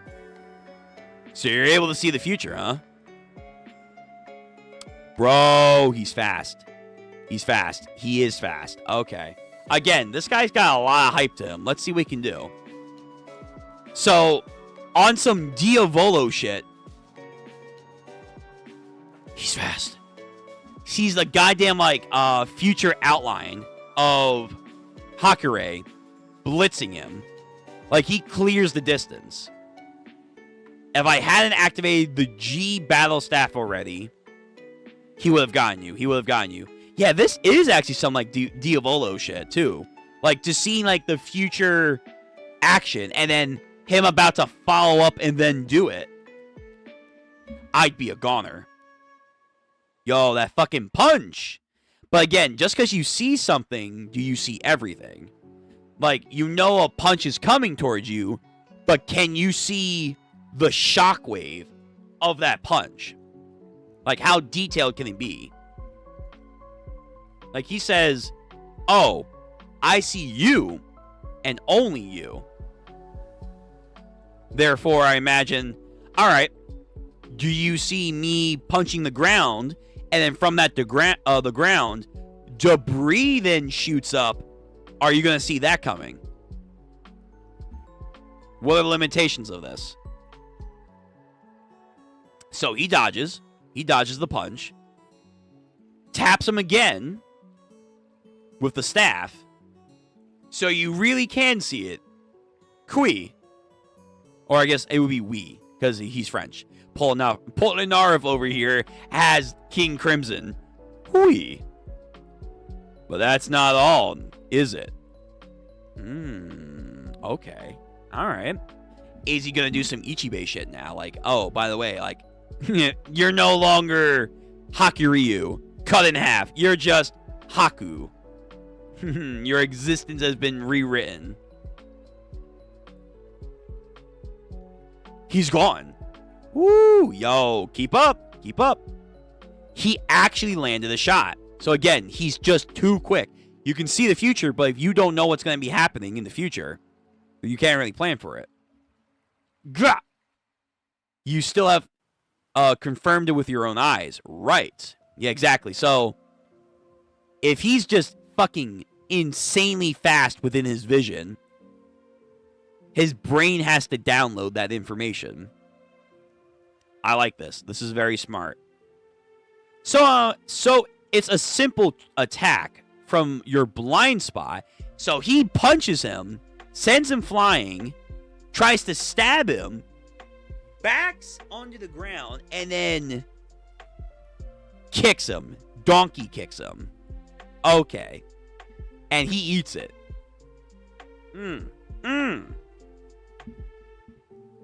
What's up with this guy's cursed energy?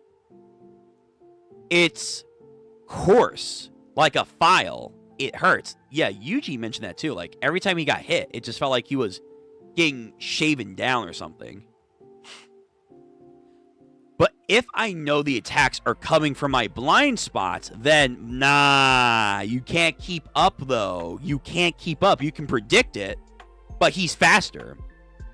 And also, he's making you preactively aware of the blind spots, so then he can then plan to block your block.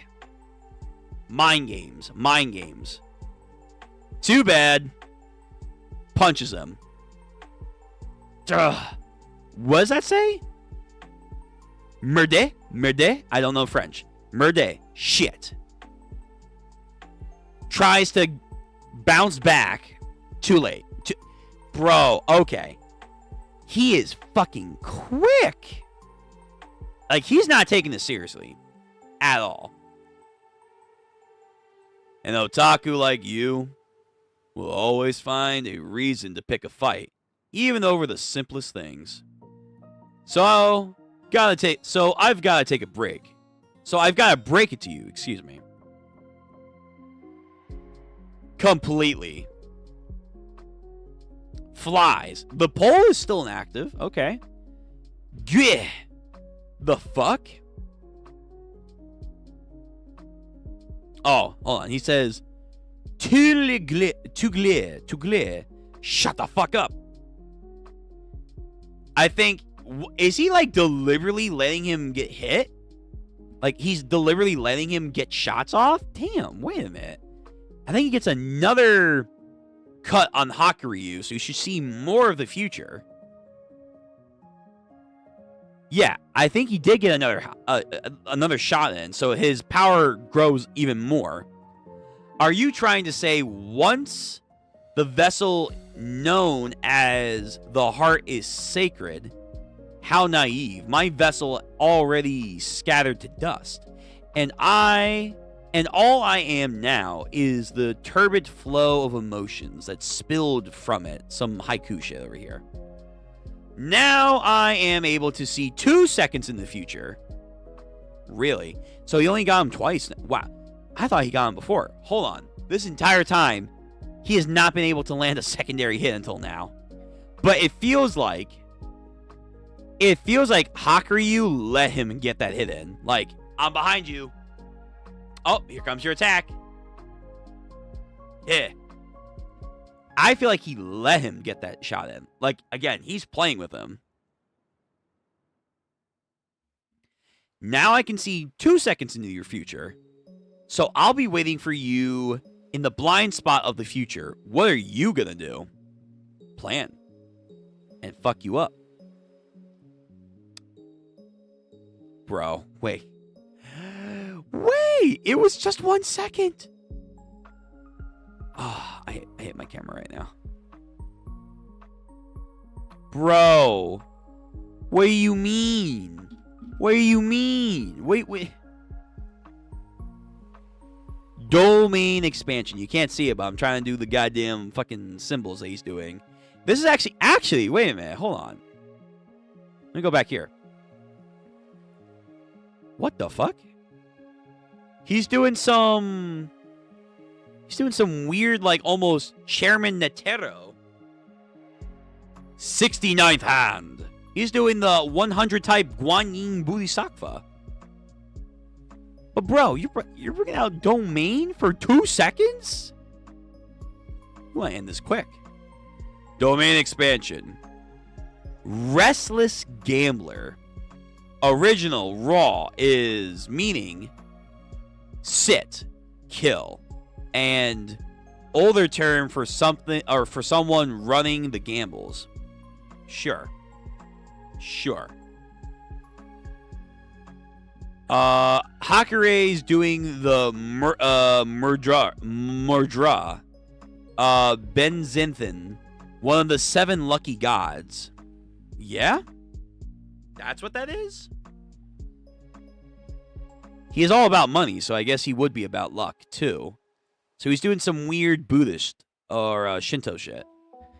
And he's like, oh, I'm fucked. Because of the sure hit effect and explanation of the rules from Harakari's domain and technique appeared in Charlie's mind. This domain cannot be predicted. Wow. So he sees 2 seconds in the future of a guarantee hit. There's nothing he can do. It's oblivion. Ooh, I like that color. All right, next chapter, guys. Let's go. So from 182, 183. I just see a bunch of manga.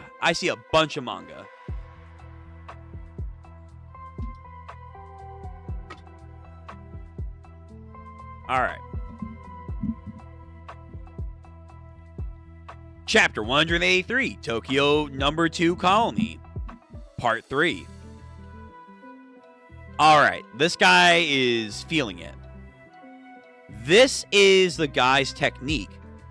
The rules of his domain, his brain is trying to process the future in such a quick amount of time. Restless Gambler. What? Restless Gambler. CR Private Railway Pure Love Train. 1 of 239 version. Character introduction. Number 1.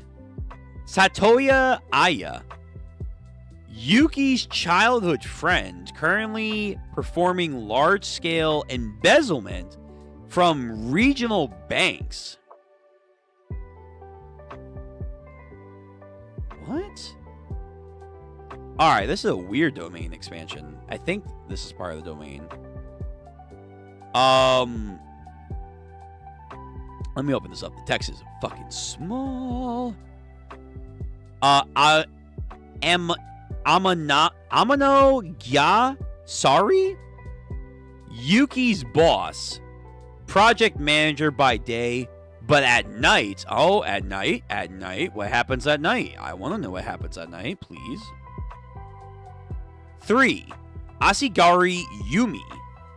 This work's main heroine has no features worth mentioning.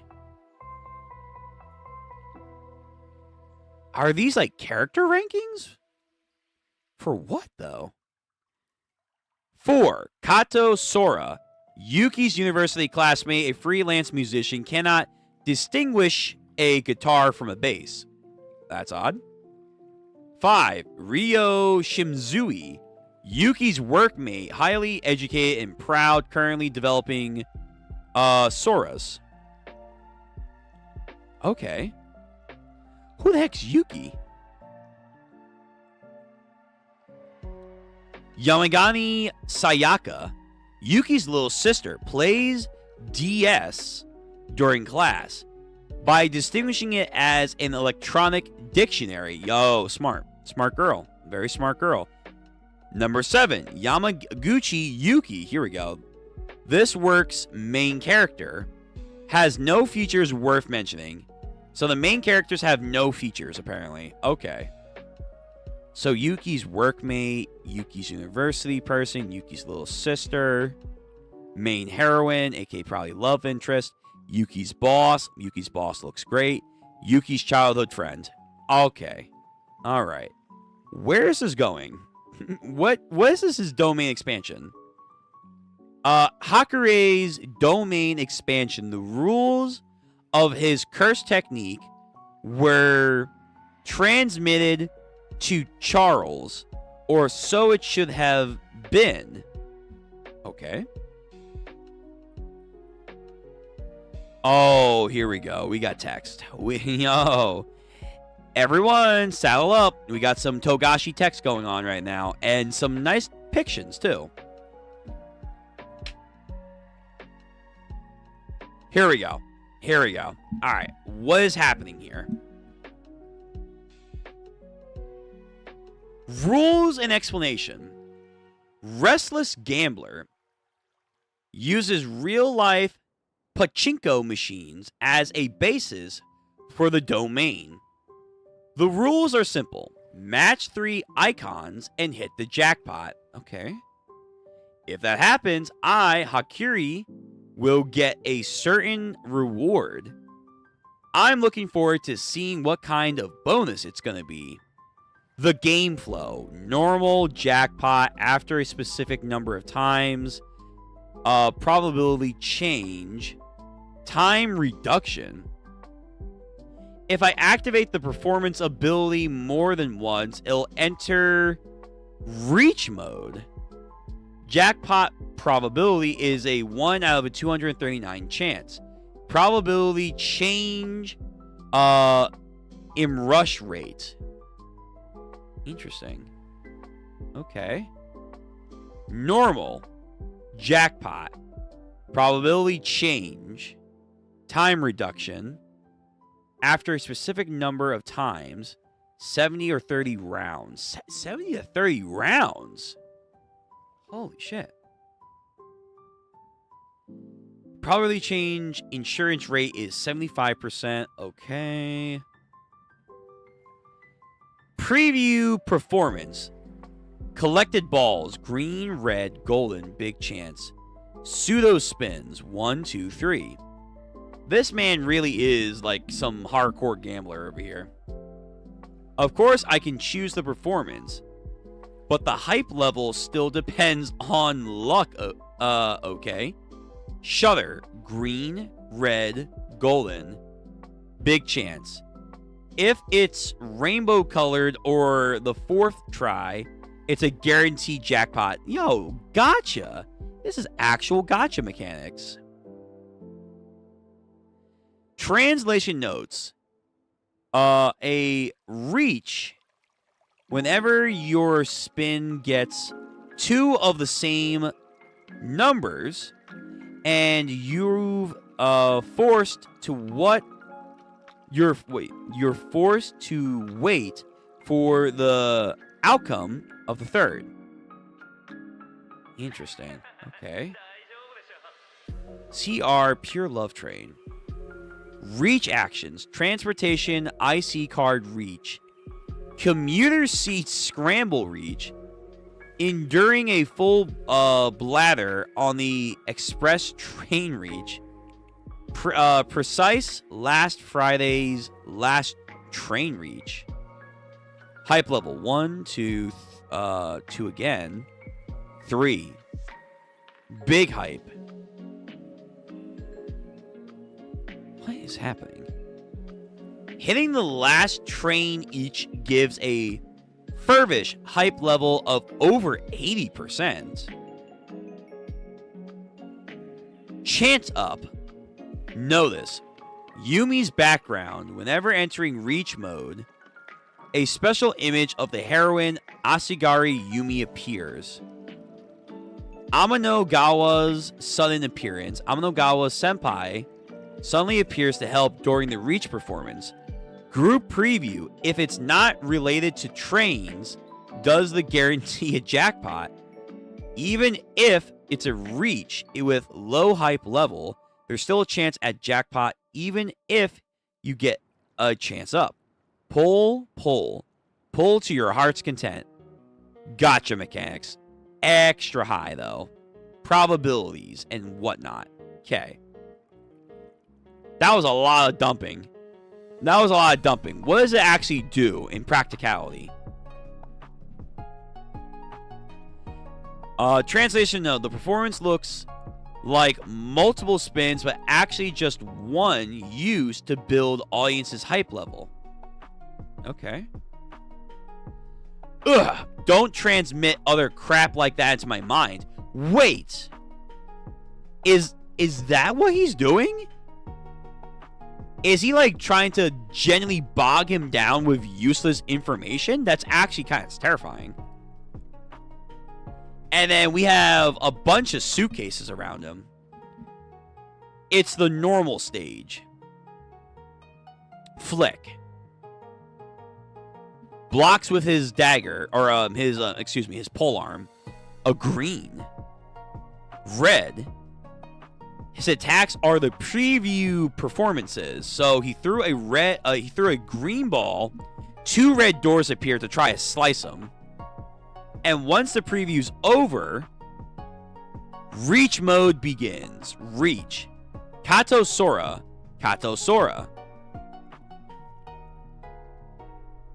In a subway now. The stage change according to the reach action. This is the low hype IC card reach. Yuki, I'm late. Weird mechanics, but if you're Japanese, you probably love this. You probably love this right now. The main character, Yuki, can pass through the ticket gate and get to work on time. It's a jackpot. This is by far the most elaborate domain we've seen. And that's saying something. We just had the lawyer show off his domain, and that was wild. This takes the cake. This is just a performance. Interfering is meaningless. I can't attack until the performance is over, so I should just wait. However, the preview was very weak.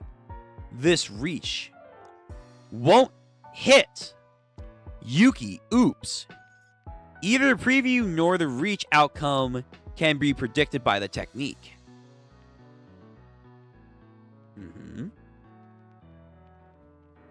When you lose, we go back to the normal stage. Until he wins, or until I'm defeated, it'll just keep looping like this. Wow.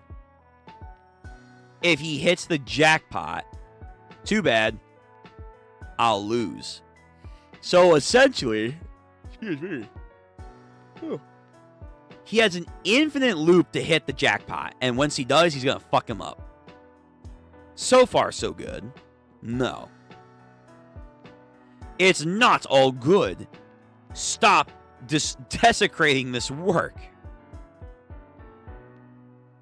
The Private Pure Love Train is a monumental comedy rom-com by Nakimori Candy-san. Is this real? Is this a thing? Consuming it as gambling content is sacrilegious. And did you even read the original properly? So he's a hardcore gatekeeper for manga. And he's like, bruh, you do not respect otakus in their way of life. How dare you? You said the chance of hitting a jackpot is 1 out of 239. Do you really think I'll let you keep pulling these low rate lots as you please? I can always see your future movements. Well, it's not that accurate. True, but even if you can dodge... Here come the doors. Golden Shutter. A high hype preview, huh? You see, whether it's a sweet class or a max class machine, I've never taken more than 30 tries. Wow, really? All right, we got more translation note. Let me see. Translation note. Sweet class machine refers to an easy-to-hit jackpot machine where rates are 1 of 100 or higher. Translation note: max class machines refer to machines where the rates are at the lowest they can go for maximum gambling.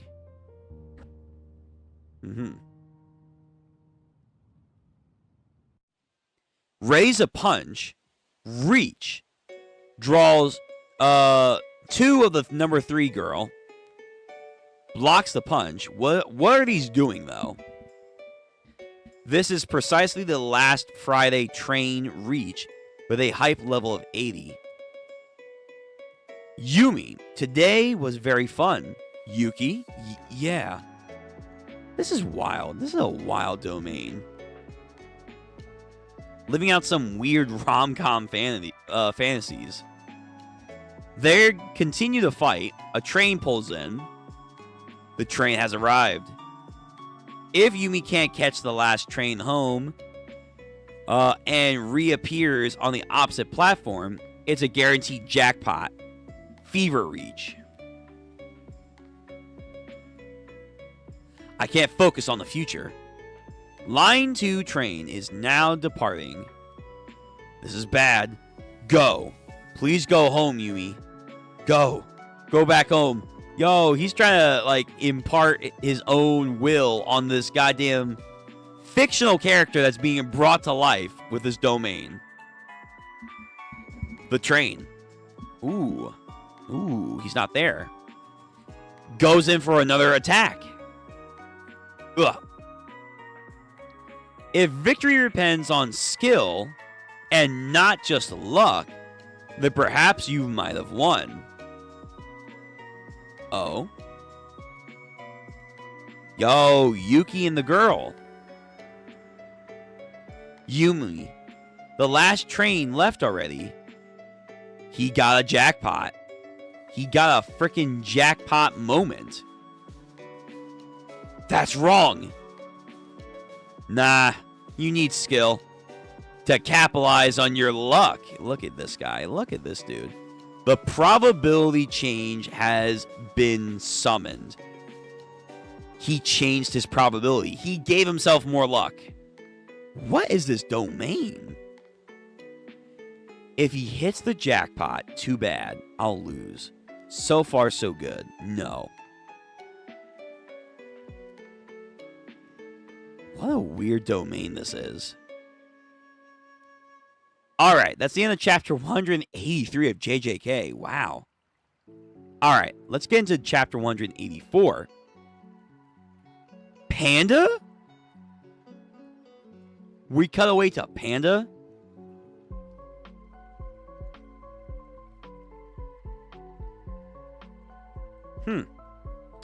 Alright, are you going to fight or are we going to go back? I hope we go back.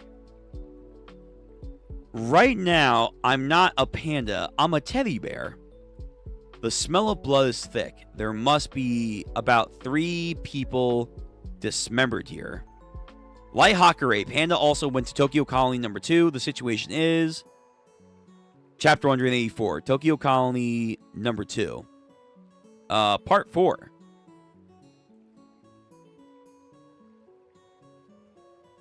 But the cursed energy of the perpetrator is very faint. It's hard to use my nose. There's a good chance it's an expert who can turn their curse technique on and off at will.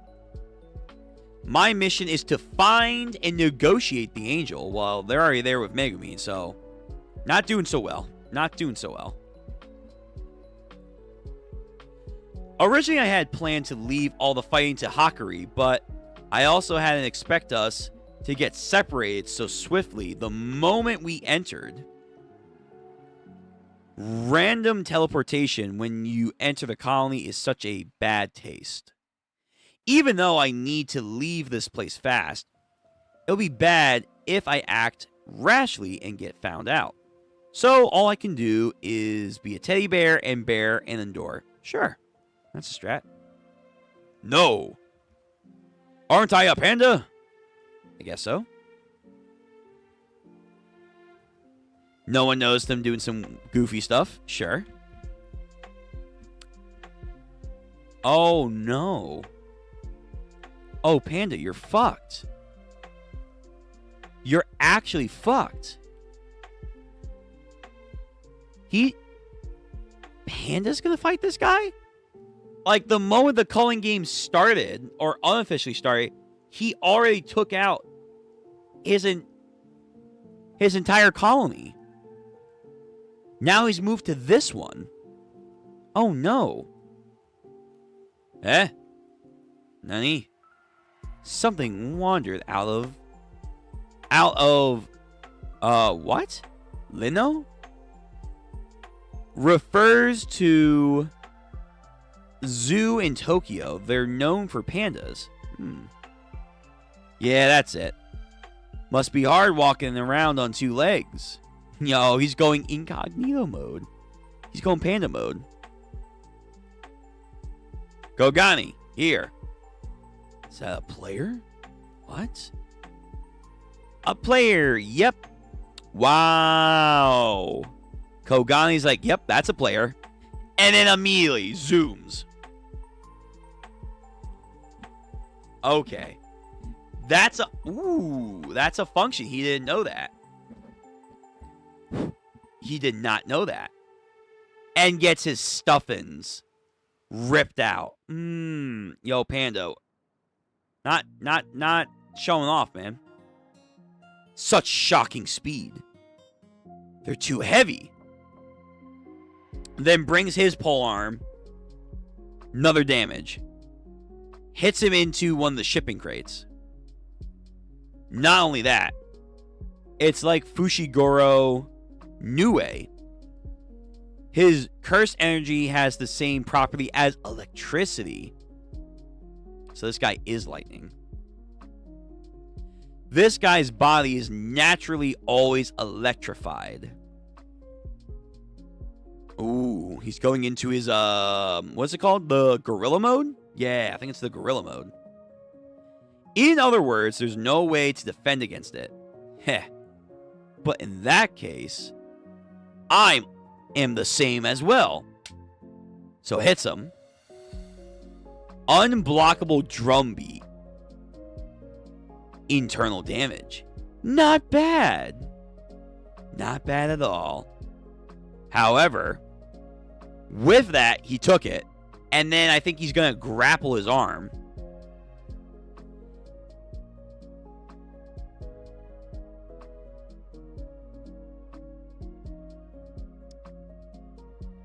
Well, he did have an arm. He did. Okay, well, Panda, I'm going to say this is a little too much for you. Ugh. But I'm impressed. But I'm not impressed. But keeps it going. It's too ordinary. Throws at him his own arm. I'm already tired of all this misdirection.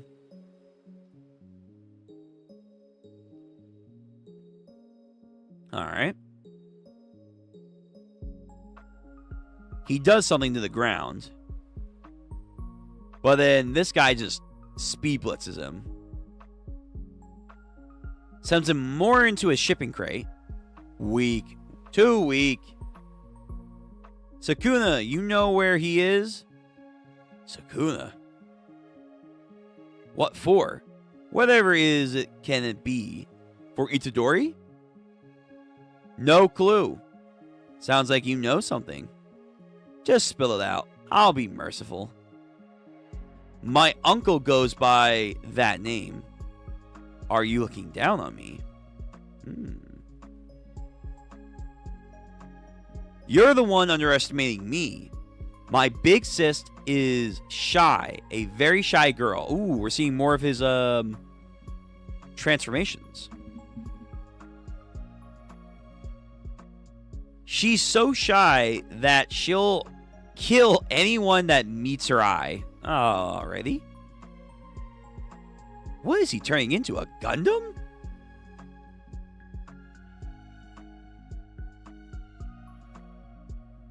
What the okay.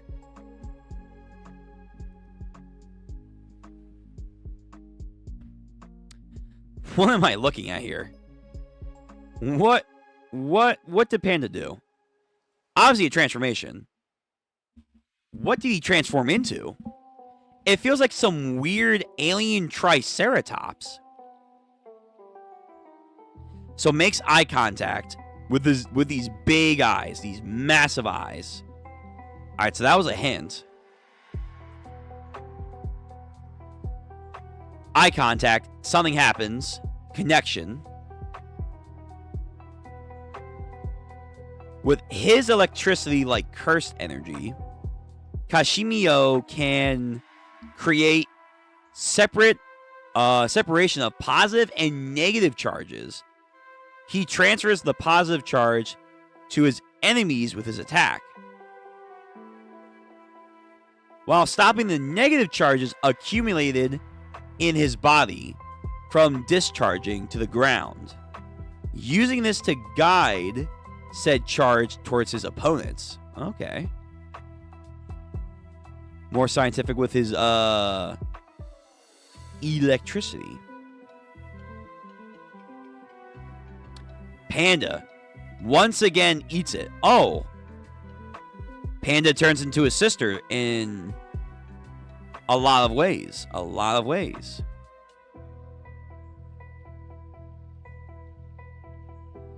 Does not need a domain expansion to guarantee that it hits. Wow, the author's hyping this guy up like, yeah, doesn't need a domain. Fuck that shit. He can get the job done. Like a bolt of lightning ripping through the atmosphere. So where's Sukuna? This guy doesn't care. Kashimo awakens after 400 years and seeks Sukuna, a lightning-like fighting instinct.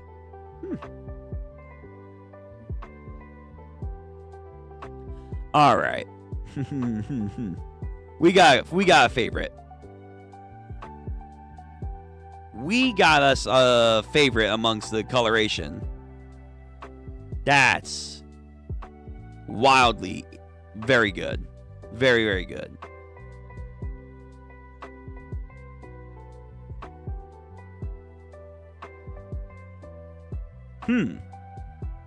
Okay. All right. Yo, a lot of colors for this chapter. All right, let's get into the next chapter. So we have 185.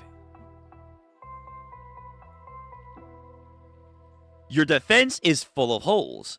A monkey plushie, I think, against Panda? Owie. Chain punch. Your defense is full of holes. Stop hitting me. Your defense is full of holes. Stop it. Big sister. Big brother is... Hey. It was a triceratops. I wasn't losing my mind. So the three souls that are inside of him. Monkey, triceratops, and a panda. Odd.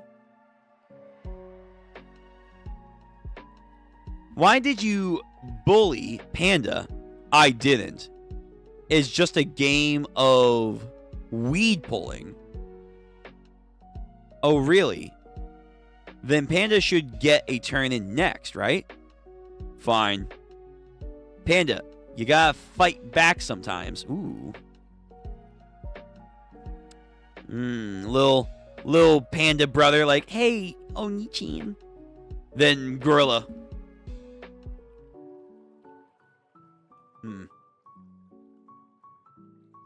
Punch. Get out of here. Yo. And then big sis triceratops. What the fuck you doing? Where? So these are the three souls that are inside of the principal's greatest creation. Together, always. Are we getting panda lore now? In the middle of Hakuri's fight? That's so weird. Compared to the other ones. Like, we got some stuff going back and forth between Ichi, Yuji going into Megumin, and sometimes Megumin into Yuji, but not too much. This is a full-on divergence.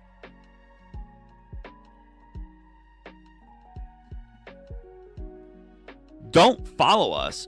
What? Why not? Don't you know how to ride a bike, you'll just get in the way. But I don't know how. Yeah, with this slow coach training wheels. Are there more people inside of him? Pause. It's panda doll thing, but pause. Hold on. Gorilla, Triceratops, that's a tanuki, and a fox. Then how about this? If you could throw that ball into the river, I'll let you join us. But Santa gave me this as a kid. Santa's not real. Yeah, he's just some useless old man. Ooh, you dialing St. Nick. Yo, big brother, help him out. Throw it. Pew. Throw it. One more time. Yo, gorilla. Come on, be a good big brother, man. Hiya! Throws it in the river. Throwing things into the river is a crime, isn't it? It's destroying the environment. What? Floating away. Run, we gotta report it to the police. Wait, huh? Darn it. Why'd you throw it? Huh? Wasn't that ball an important gift from Santa? It's not something you can just throw away.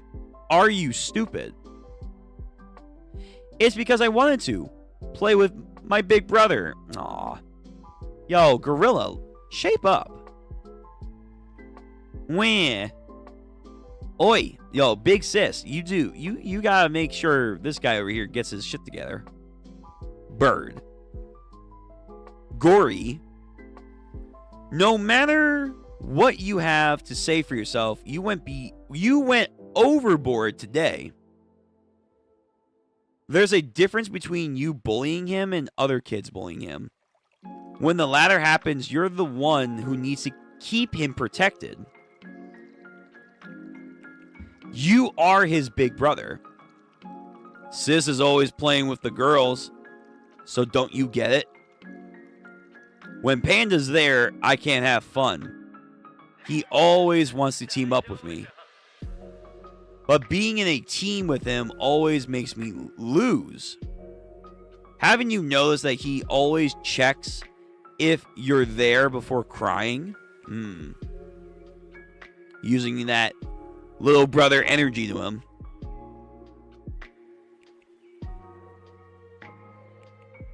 Make sure to hydrate.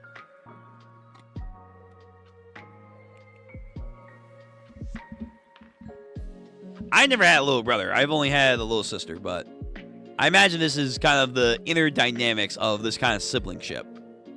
Huh? He's too cozy. It's annoying. I think it's the opposite, actually. Oh, yeah? No matter what you do to Panda, he always acts like nothing happened the next time we eat together. He has a positive attitude, an outlook on life.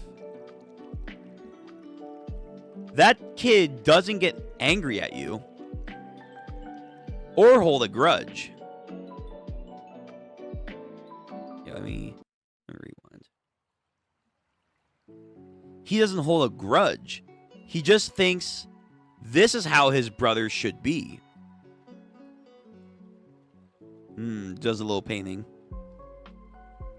Aren't you the one acting spoiled when Panda forgives everything you do? And then someone calls, Big Brother, look, there's a big stag beetle on the window screen. Where's the bug cage again? This is a Dershus titan, a species of beetle, and he throws it. What the fuck? Why are you a dick? Is this like...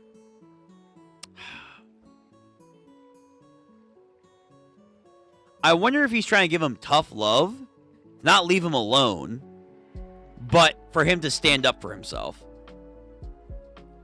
Like, hey, when shit happens, I'm your big brother. I could fight your battles for you. You need to do it by yourself, though. You gotta learn. You gotta learn that I'm not going to be here. And if I'm not here, you need to take care of business. I think that's the idea, and that's what he's trying to do. He's trying to, like, push his buttons to really, like, maybe hammer that idea home, would be my guess. So there's a piggy bank. 100 should be enough. All right. Gorilla goes to sleep. What color? Oh, look at what we have here. A good big brother. What color was that ball again? Well, anything's fine. He's just an idiot after all. Gorilla. Gorilla, wake up! Huh? What the heck? Alright, some weird dude with glasses, sunglasses. Dad? What? Why? Why are we... Where's Panda? We're saying goodbye to Panda. Why? No reason. For how long? Forever. Whoa. Alright, so before we go on any further, in the beginning of this chapter, we see 3 gravestones, ceremonial ones. We know the principal has told us how you make sentient curse dolls that live on without any assistance. He gave us a whole synopsis. Basically, take 3 souls. They have to, as he said, perceive each other, whatever that means. And after a certain amount of time, they will have their own consciousness. Who of these 3 people did he take? It seems like they were genuine siblings. Like, this is the perspective of Panda's existence. But I think these might be real memories of their family that used to live together. So it's all weird and cartoony for us, the readers. But if you go deeper in, this is real. This is real. So now if this is supposed to be like a real story that happened, what's going on with the dad? Hey, Gorilla. Oh, Dad. Why are we... Where's Panda? We're saying goodbye to Panda. Why? No reason. How long? Forever. Huh? Big brother, big sister, where are you? Oi, Panda. Gorilla. Come on, let go of me. No. That kid can't survive on his own. Gorilla, listen to me now. He's a slow runner. He's not good at games or playing football. Sometimes he even wets the bed. But that kid can't survive without me. He sucks at everything. I can't leave him behind by himself. That's not it, Gorilla. The ones who are being left behind are us. The ones who are being left behind are us. Is Panda going to get a power-up? I mean, I guess it's the calling games. So, you know, maybe... Hold on, let me just get my chair in. Let me adjust my back. There we go. There we go. That's better.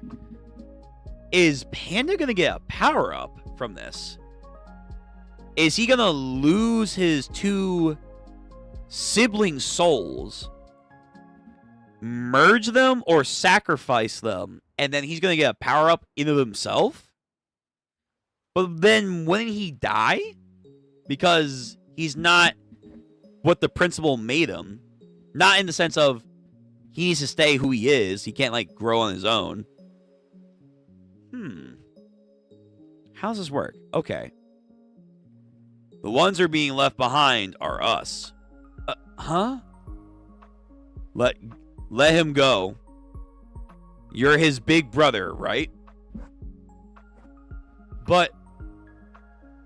Right. The ball. Tomorrow, I wanted to... But... Nothing will be the same for us either without him. Starting to cry. look, all this time, the one who talked to the store employer for our sis. Yo, why is there a massive whale? Alright, so a massive whale, panda crying, gorilla crying, and now we cut back to real time. So whatever that was, whatever real distorted memory happened,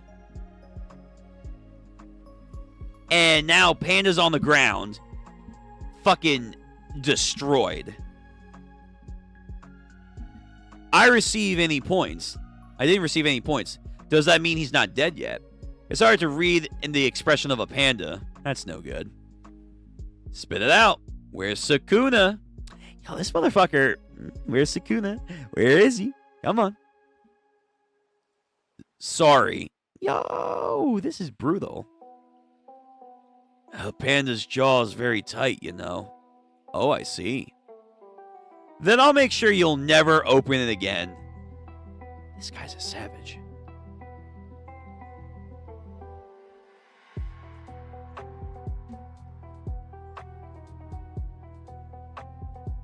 God, I wish my camera was working on this page.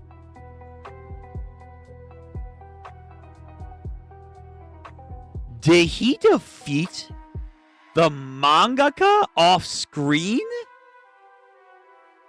Alright, so Charles, fuck Charles, future sight, Ichibe Hyozobe over here.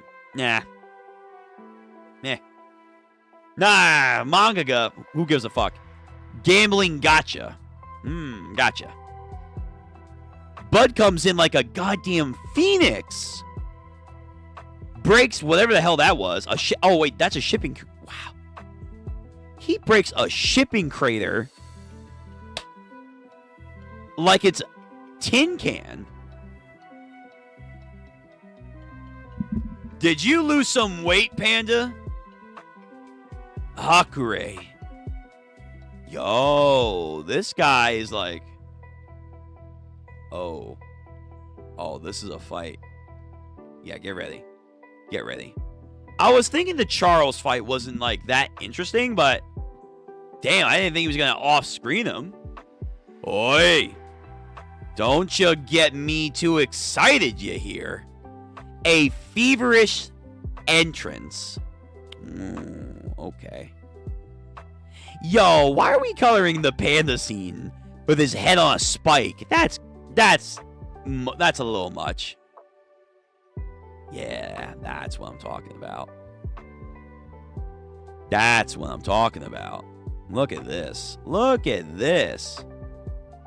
All right. So this is going to be the fight for this major segment. All right. Here we go. Here we go. So lightning speed versus the gotcha player over here.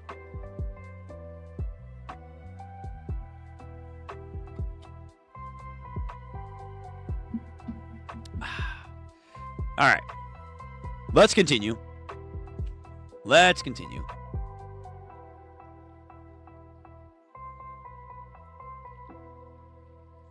Chapter 186, Tokyo number 2, Colony Part 5. All right, Hakure, let me see what you got. Your domain's weird, but I like your style. Your style is kind of neat. Hakure, all hyped up. So when he gets the jackpot, like, does he, like, obtain a lot of energy or whatever? Hits him very hard. Again, this man's like a bulldozer. Just rams everything down. This guy gets sent packing. Through a shipping crater. Through multiple shipping craters. The follow-up then instantaneously winding up for a fucking drop kick. Oh, damn. But I think he narrowly evades it. And the shockwave, like, ripples this cargo area to shreds. Ugh. But he got hit. But he still got hit. Oh, hey. Feels a little numb. Ooh, there's some discharge from hurting him. This is some Pokemon shit. He got paralyzed just a little bit. He's practically ignoring my cursed energy specials property. What's your name? Special properties? Oh, wait. Okay, we're going into this. Oh, shit. All right. Special properties and the cursed techniques effect. Cursed energy infused punch. Blocked with cursed energy. Right, the Nen shit of this universe. Just transferring, punch. Yep, all that shit. Cursed energy infused punch plus special property. Blocked with cursed energy, but still is affected. It's hard to defend against defend yourself against just by strengthening your body with cursed energy. So the natural energy can be blocked with your own natural energy, so it'll cancel out. But if there's something on top of that, it can actually leave a lasting effect. Maybe if you have enough cursed energy, you can cancel it out. I don't know, maybe. But he's ignoring it altogether with just sheer cursed energy. There we go. Okay, so I think I might have been spitting there. Yo, so if you have enough quantifiable cursed energy, maybe even mastering it, it's like Yuta, Ichi potentially, and Hakure over here. If you have enough, just tank it. Who cares? On some hockey shit. I could negate some of your abilities. But he's ignoring it through just sheer energy, quantity, and output. Let's go. Hakure, Kijin. You can call me King-chan. And this weird music is also... Yeah, wait, why is there music? Quite interesting. My name's Kashimino Hajime. Sometimes I can't tell if it's a guy or a girl. He's Kashimino Hajime, so he's got the 100 points, huh? Hey, if I win, can I use your 100 points? Sure. You're with the panda thing, right? Tell me everything you know about Sukuna. We can talk if you're still alive after this. Bud actually knows next to nothing. Let's see. So, Hajime over here. Questions. It's here.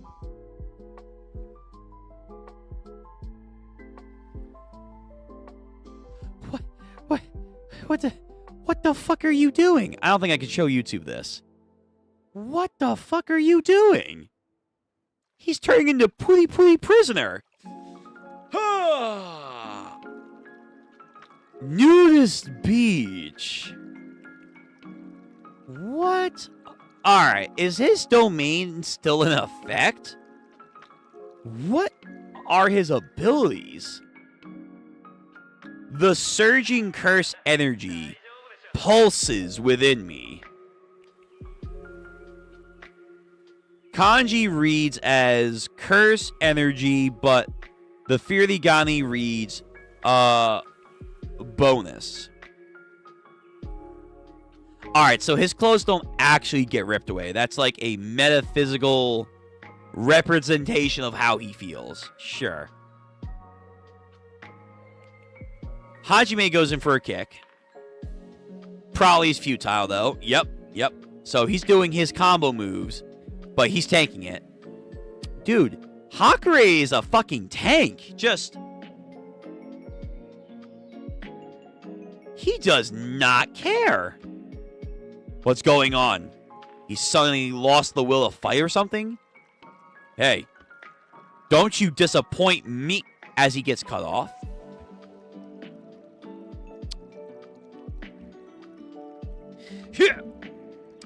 Yo. He said eat some fucking knuckle sandwich. It's on the menu. Hits him hard. Again, surging with that energy. Hits a goddamn pose. Emotes on him. Not bad. And then within that moment, fucking blitzes away and catches up to him. Yo, I don't know who's the fastest. It's either Yuta, this guy, Hakure, or Maki. Right now, it's a fucking three-way deadlock between Maki, Yuta, and Hakure. Guy's crazy quick. Not bad, huh? Yeah. So he's trying to knee him, but I think Hajime actually then grapples this guy's leg, turns him, then in the middle of the turn, elbows his nose. That's a wild move right there. Then he grabs his leg again, but this time, I think Hakure is forcing his leg down with enough fucking force. He's burying him into the ground. Okay. All right. This is really good. Again, the choreography and the fighting is on point in the manga. It's accumulated enough. So he says something too, like Hakure was saying earlier. It's accumulated enough. So he's been charging. Here comes some static electricity.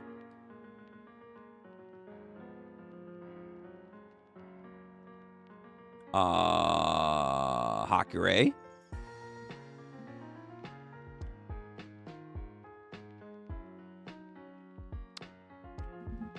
He turned into a Bleach character.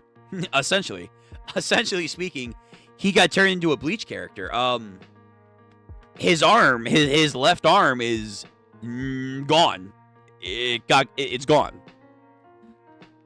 That one little fucking trace of electricity? Or like, was that like a pre-charge indicating something was coming and then just hit him? And he couldn't do anything about it. Okay. We had some mock speed of sound with Naoya and Maki. Now we're getting to some speed of lightning shit. His arm gets just obliterated. I hope you have reverse curse technique, man. I hope you do. Now's my chance to finish him off. And as he says that, tries to do some like Killua Godspeed shit.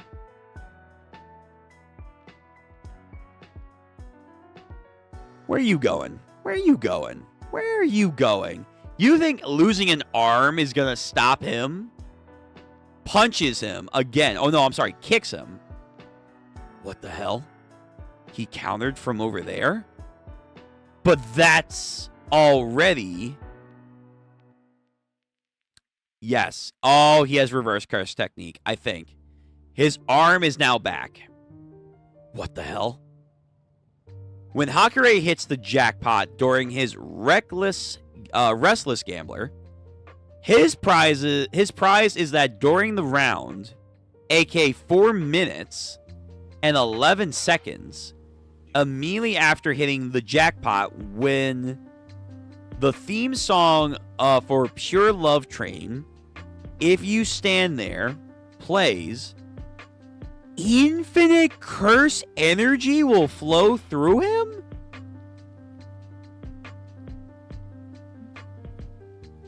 So he has to do all that weird setup. But once he does that, he's a walking energy pool. Oh, whoa. Whoa there, Hakure. Whoa. Infinite energy. So he can then use that to do reverse curse techniques. Like, oh, my arm's gone? Who fucking cares? I can grow it back. Oh. Okay. Whoa. So, the 4 minutes and 11 seconds immediately after hitting the jackpot when the love song for Purity Train, If You Stand... So, the song is probably also the iteration. So, 4 minutes and 11 seconds is what he can use this. He better go. He better fucking go. Hakure never acquired reverse curse technique. What? He just has that much regular energy that what? It like regrows his arm? How does this work? How does this work? Hakure has never acquired reverse curse technique. Okay, make sure my mic's clean. There we go. But the infinite curse energy overflowing within Hakure's body caused his body to reflexively perform reverse curse technique in order to avoid damage. He can unconsciously know how to do it without learning it once he's in this state. Oh, that's a crazy power. In other words, within the 4 minutes and 11 seconds flowing as a jackpot, Hakure is effectively immortal.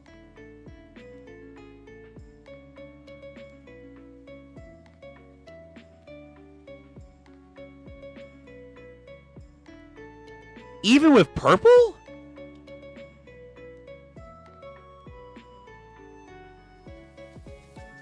Even with purple? What if Mahito, like, grabs his soul? Can he just not die? Like, he grabs his soul, he touches his inner soul, does the Nanami shit, eviscerates his body. Will the ability just say, nah, Chief, he comes back?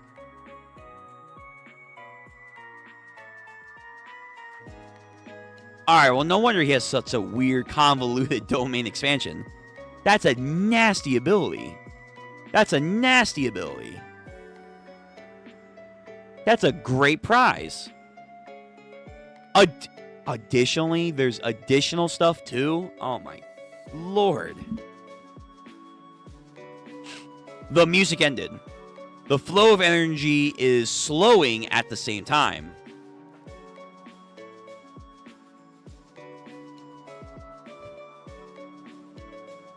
Shut the fuck up.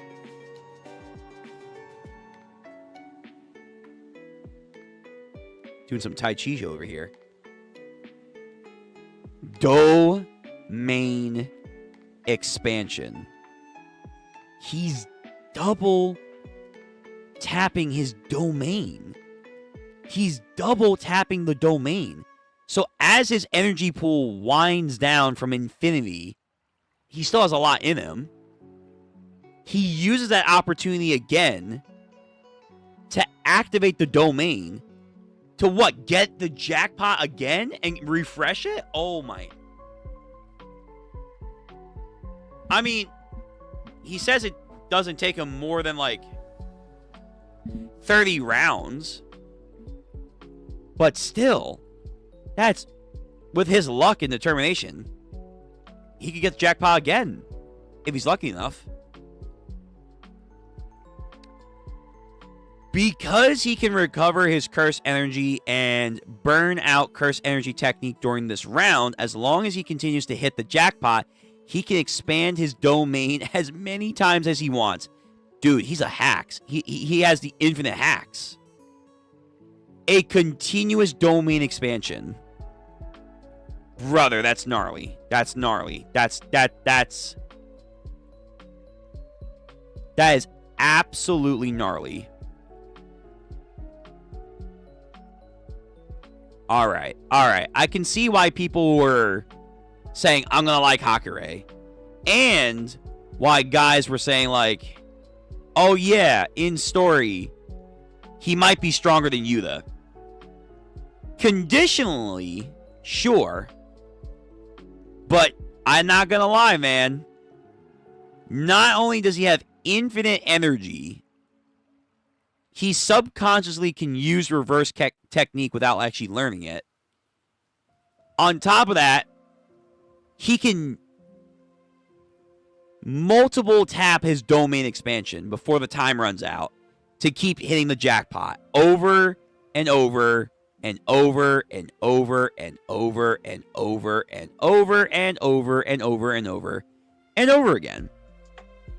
So unless he gets lucky and then his opponent can just last that long and then just quickly take him out, this is a nasty move. So again, I wonder, with this level of move,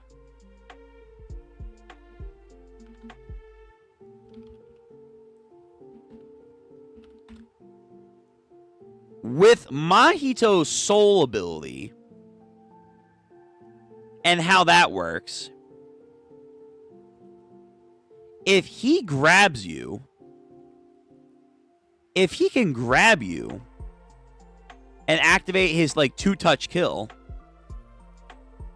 will Hakure's like ability just say like, nah? That was fucking nuts. The Black Flash of Mahito. Especially with like his domain expansion. But yeah, like if he grabs your soul, if he grabs his soul, what happens? Now I'm curious.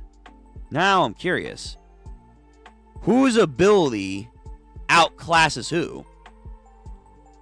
Maybe it also depends on your level of outputted energy. Could be. This is a crazy fucking revelation, man. This is some crazy revelation for an ability to have.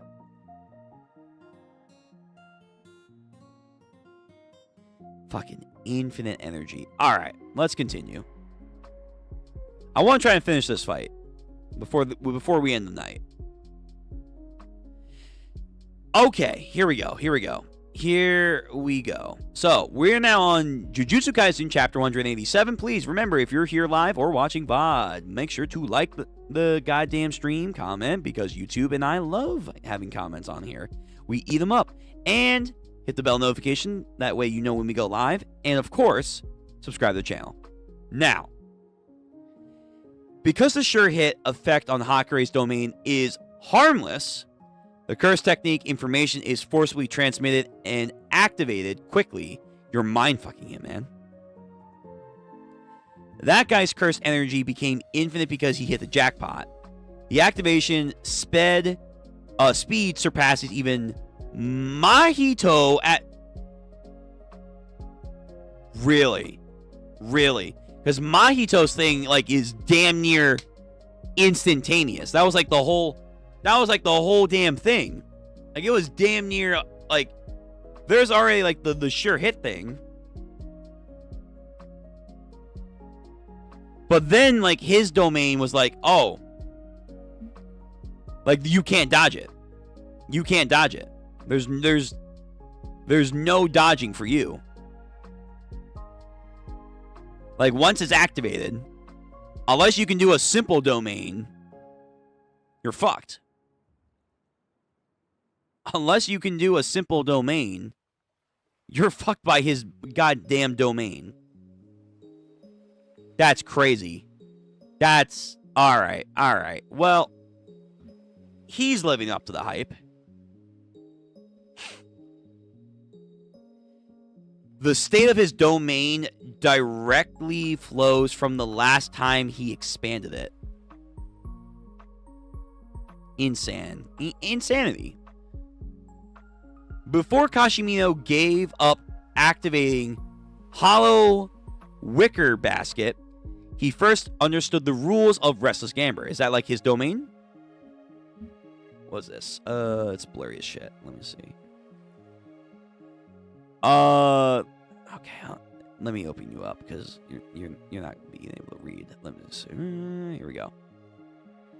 Translator's note. Special time. Type machine. Jackpot results in probability shift, but only gives a bonus if you hit a rare jackpot in limited spins. While probability change, loop type only has some jackpot, usually odd number 5. Trigger the probability shift can be changed for fever mode. We don't... Okay. I didn't know exactly what these modes actually achieve, because I'm not too sure what they do.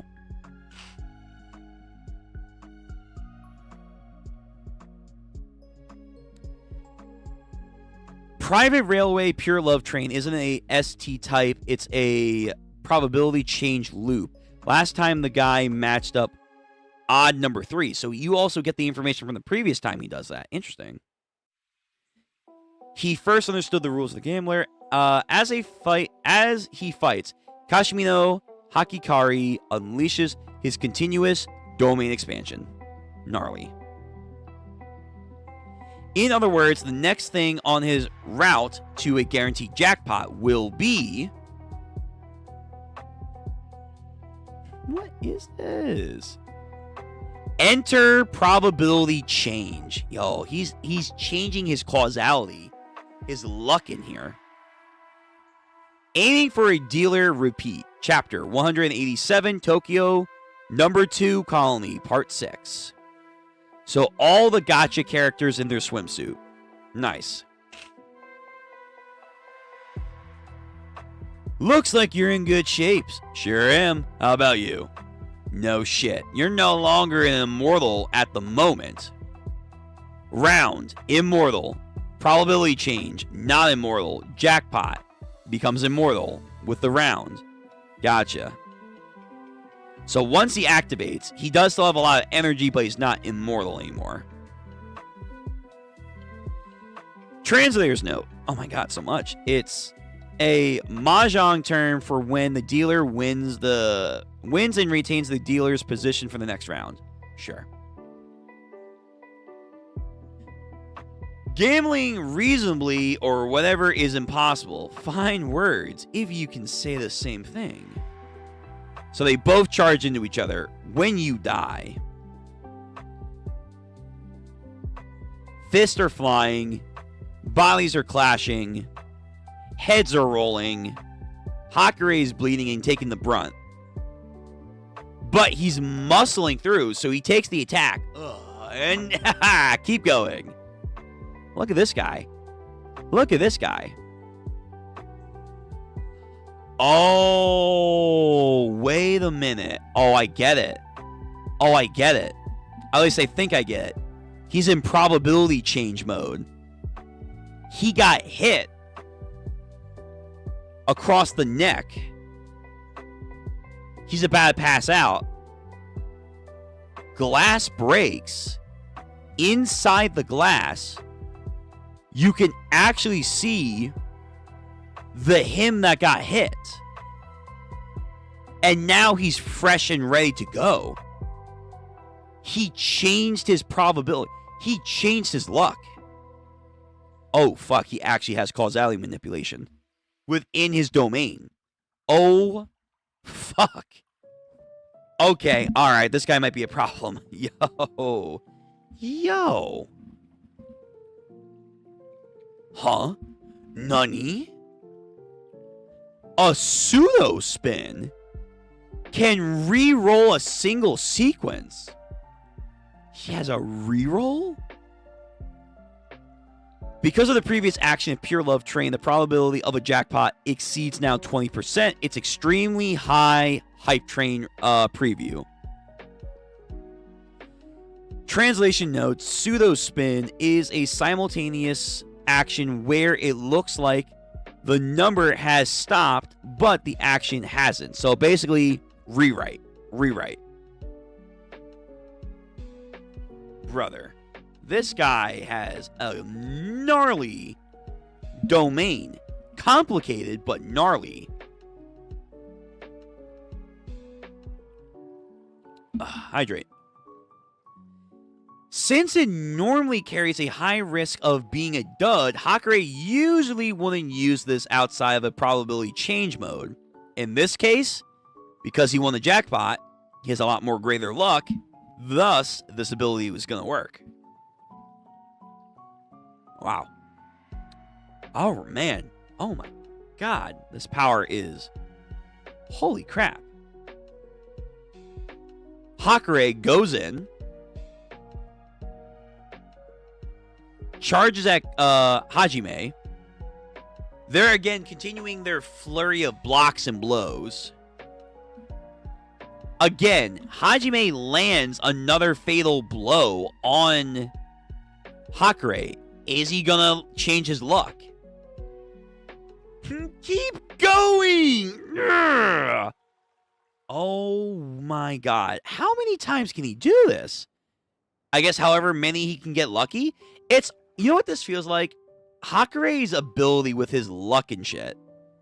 It damn near feels like he's using similar ideas to Black Flash. Like, at the end of the day, it's just, can you hit it? You can't necessarily train too much to get it. Really, it's luck base. Except if you're Yuji. I wonder, can he use the Black Flash? That would be like a good style for him to use. I don't know. Let's see.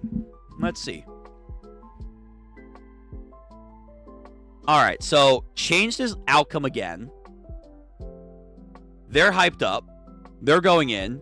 Roulette wheel. Reach. 6-6. Did you get another one?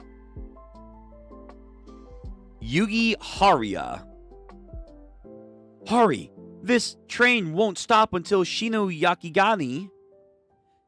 It's the accidental O on an express train reach. As long as the characters mark it to Shin Yakuri Station without happening, it will be a jackpot winning reaction. Oh, okay.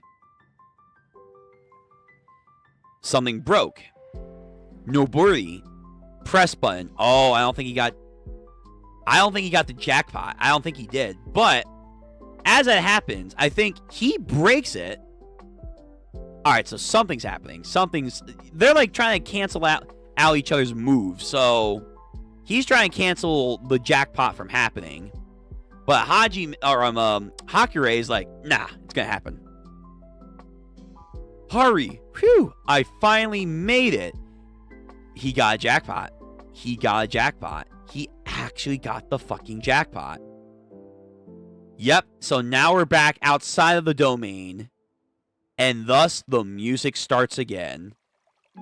Here comes infinite energy for 4+ minutes straight. Okay. Alright.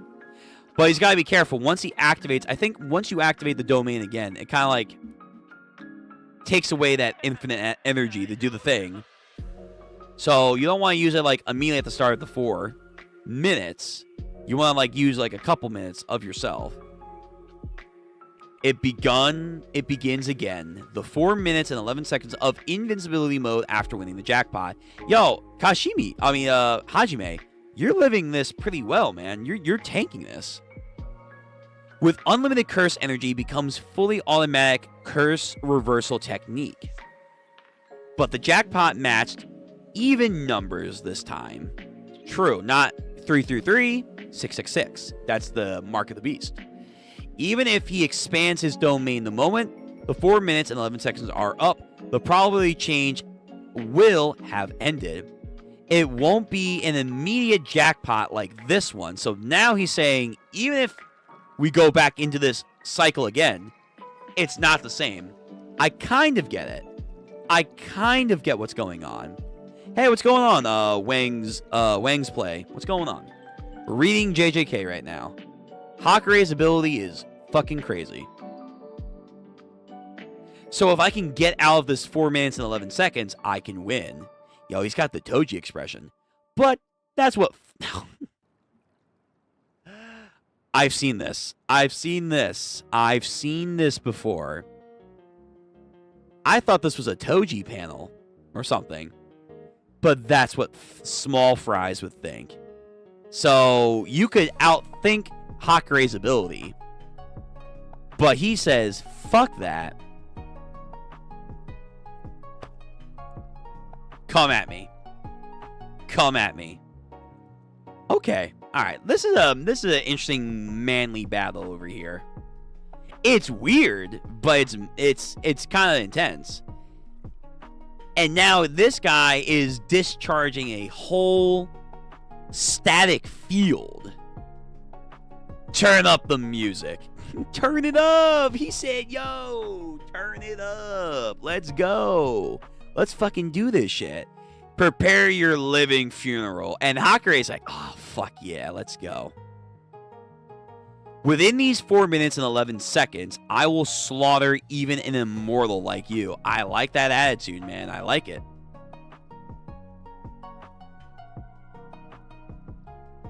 Hello? Are we in Vagabond right now? Okay, so this is a flashback, I assume. So we have some ancient past samurai warring states era over here. An old man on a stump. I'm going to say that's this guy. Kenjaku. Oh, this is when he made the deal. Yes. Did you have fun? Not at all. I really should have challenged you back then. Spare me. I'm not in the mood to fight right now. This is Mihawk's... This is some Mihawk Shank stuff right now. Yo, Kenjaku's been working. I heard about something interesting in Mutsu province. There's someone in the date domain. What? Wait. Like an actual domain? But it's a date zone?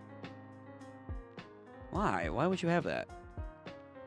There's someone in the date domain with the greatest cursed energy output in history. Uh-huh. A true canon. Matsu, that's quite far. Ah, old age. He couldn't live to have great fights anymore, so thus he made the deal with Kenjaku. There's no time left to be cautious. Kenjaku, who is the strongest sorcerer right now in his age? Let me see this translation note. Translation note, Mutsu province is a historical name of a province of Japan, converging most of northern Honshu from 654 to 1869. Okay. Another note. A date domain located in northern Mutsu province was ruled by the Date clan around 1467, 1615. Nowadays, the area is Sandai. Oh, really? Oh, wait a minute. Oh, I'm a dumbass. Wait. That's our dude. That's Ryu? Yeah. Yeah. Oh, whoa. What? Okay. What the fuck happened? He changed up his hairstyle. I mean, I guess that was the hairstyle of the day. Wait a minute. That's Ryu. That's Ryu. So he has the highest output even back then. Yo, little did they know. Yuta later on. Nasty work. I heard something about something interesting in Mutsu province. There's someone in the date domain with the greatest cursed energy output. Is that so? He's part of that clan, not actually domain, I guess. A true canon. Oh, that makes more sense now. That makes more sense why they said that. I'm such a goober. I didn't put two and two together. That's Ryu that fought Yuta. Or would fought Yuta. But that's back in the day. So he was at his old age when Ryu was in his prime, in his youthful living time. So I wonder, Hajime versus Ryu at their best, who would win?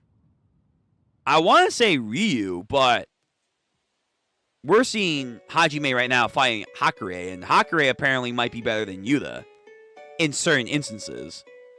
So, there's no time left to be cautious. Kenjaku, who's the strongest sorcerer you know? Sukuna, of course. Of course. That was 600 years ago. Wow. Brother. Yo. How long ago was this? Wait, actually, we should know. Hold on. How long ago was he?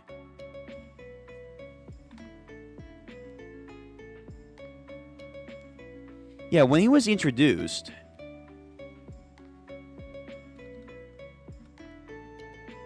Ryu Ishiguri. Yeah, here we go. PowerPoints. Oh, we never got his age? Like, you know, from what time period he was from? I thought we did. I guess not. Alright, so whatever age this is like somewhere in the 1467 to 1615. That's between this era. So 600 years ago from that is when Sukuna, aka the Heian period, was. Fascinating. Sukuna, that was 600 years ago. I'm sorry, but it's indisputable. So that's why he's so obsessed. He wants to be number one throughout time and history. Is that so? Then I'm willing to accept your offer then. This way I can challenge Sukuna. Transcending the distance of time, a thirst for battle awakens. Gambling responsibly or whatever is impossible. Fine words. If you can say the same thing. Yeah, man's saying static right now. Oh, Lord. Yo, these colorings are heat. I think, like, this is probably, like, definitely, like, the best one. Like, him entering Godspeed mode over here. Alright. I think, let's see what time is it. Let's see what we can do with one more chapter. Maybe it might be the end. Chapter 188 of Jujutsu Kaisen. If you stand there... oh, is this the love train shit? Schoolwork or the shower? Let's sing. Sure. Well, let's read this. Why not? You exaggerate everything. The nearby udon shop, not as good as you say. The nearby dog's not as big as you said. Even me, I'm not as cute as you said. Alright. You said you'll hate me with your whole life. You're still exaggerating even till the end. But it's surprisingly reasonable. Every day while showering, I recount the verbal slip I made 8 years ago. The hair on your back is so dense. La la la la. The hair on your back is so dense. La la la la. Everyone exaggerates everything too, even if we never met.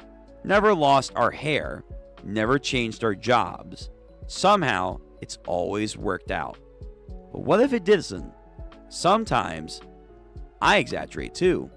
I don't mind making up or anything like that. I'll shed fake tears without a care.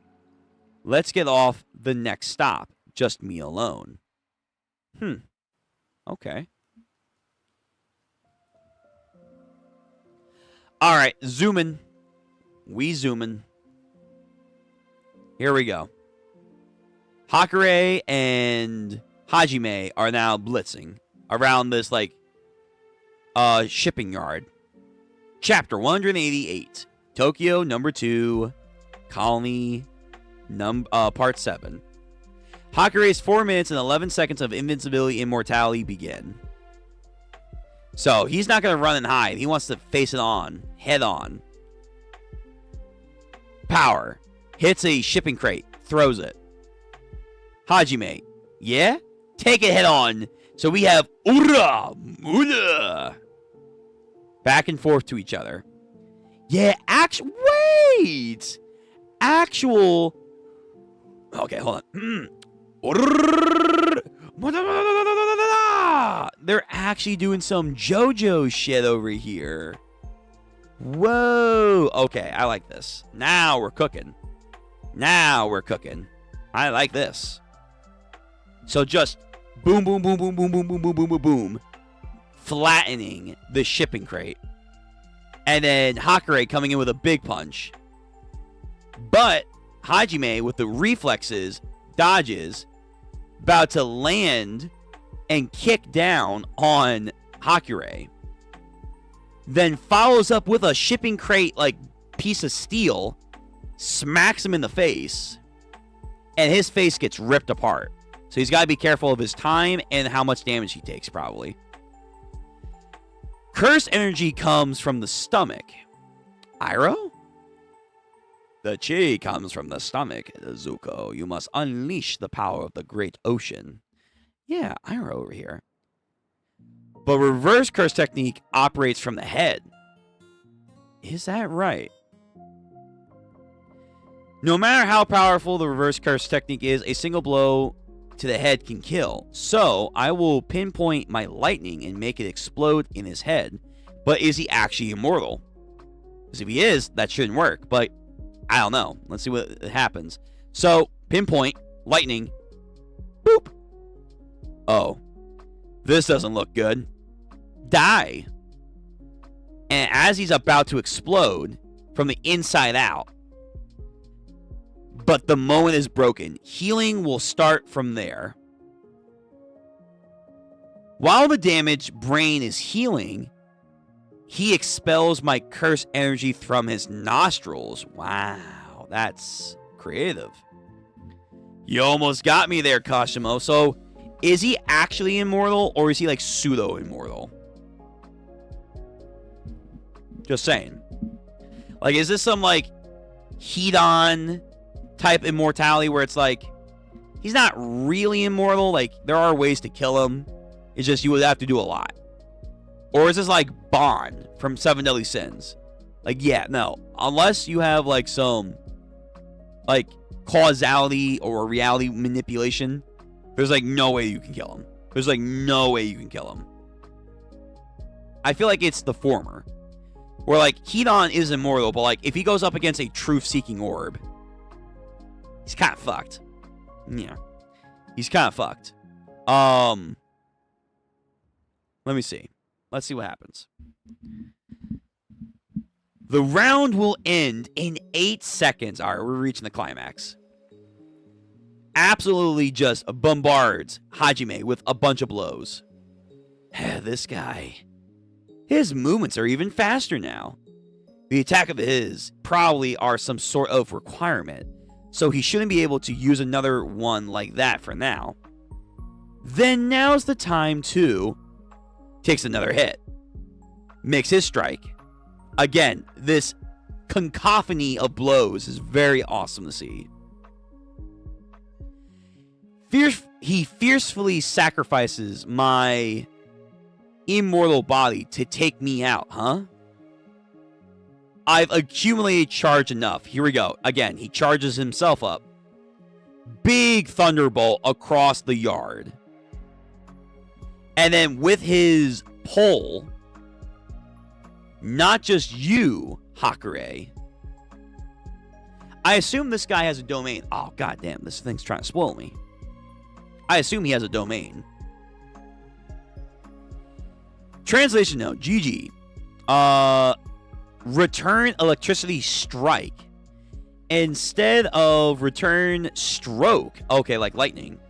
Return stroke is the visible portion of lightning when charge transfers from the cloud to the ground. Yes. Not a lot of series goes over this, but the speed of lightning that we know of is defined in two distinct ways. There's the return stroke, as they're talking about, versus the step ladder.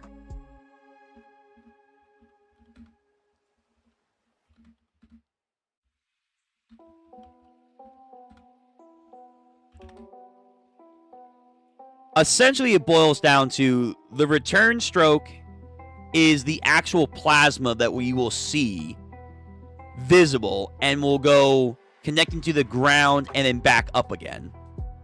However, the actual speed of lightning itself, I believe, is the stepladder that forms. So the guiding pathway is the fastest, I'm pretty sure. Term stepladder and return stroke refer to two distinct parts of a single lightning flash, not opposing concepts. A stepladder is the initial downward movement charge from the cloud, while the return stroke is extremely bright upward flash that follows it. The phrase stepladder is a common mishearing of step leader. The stepladder is the first stage of a cloud to ground lightning strike. Movement, faint channel of negative charge, aka the zigzag downward from a thunderstorm, towards the ground in a series of steps, each 160 feet long. The speed travels relatively slow. 200,000 miles per hour. Yeah, that's slow, by the way. That's slow. Function. Its purpose is to create an ionized pathway through the air as it nears the ground to attract a channel of positive charge from a streamer that rises from a tall object and then thus creates the plasma. The return stroke is the actual lightning thing. So I got that mixed up. Excuse me. So he actually made genuine lightning there. He made genuine lightning strike. The return stroke is powerful, visible flash of light that most people recognize as lightning.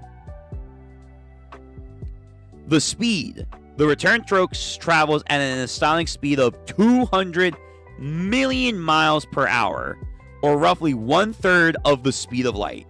So again, that's real lightning speed. That's the real lightning speed. And just like the speed of light depends on the series that you go, there is the speed of light in a vacuum. Then there's the speed of light in the atmosphere. Depends on the series that you do. Most of the time, series are saying vacuum, even though it's in the atmosphere. You don't have the distinguishing of the two. But in series like this, you normally would. And it's now on the lightning level of, no, he's using the return stroke speed. This is like legitimate lightning speed versus the stepladder speed, which a lot of animes actually do use as their metrics barometer of lightning, which is technically not correct. Excuse me.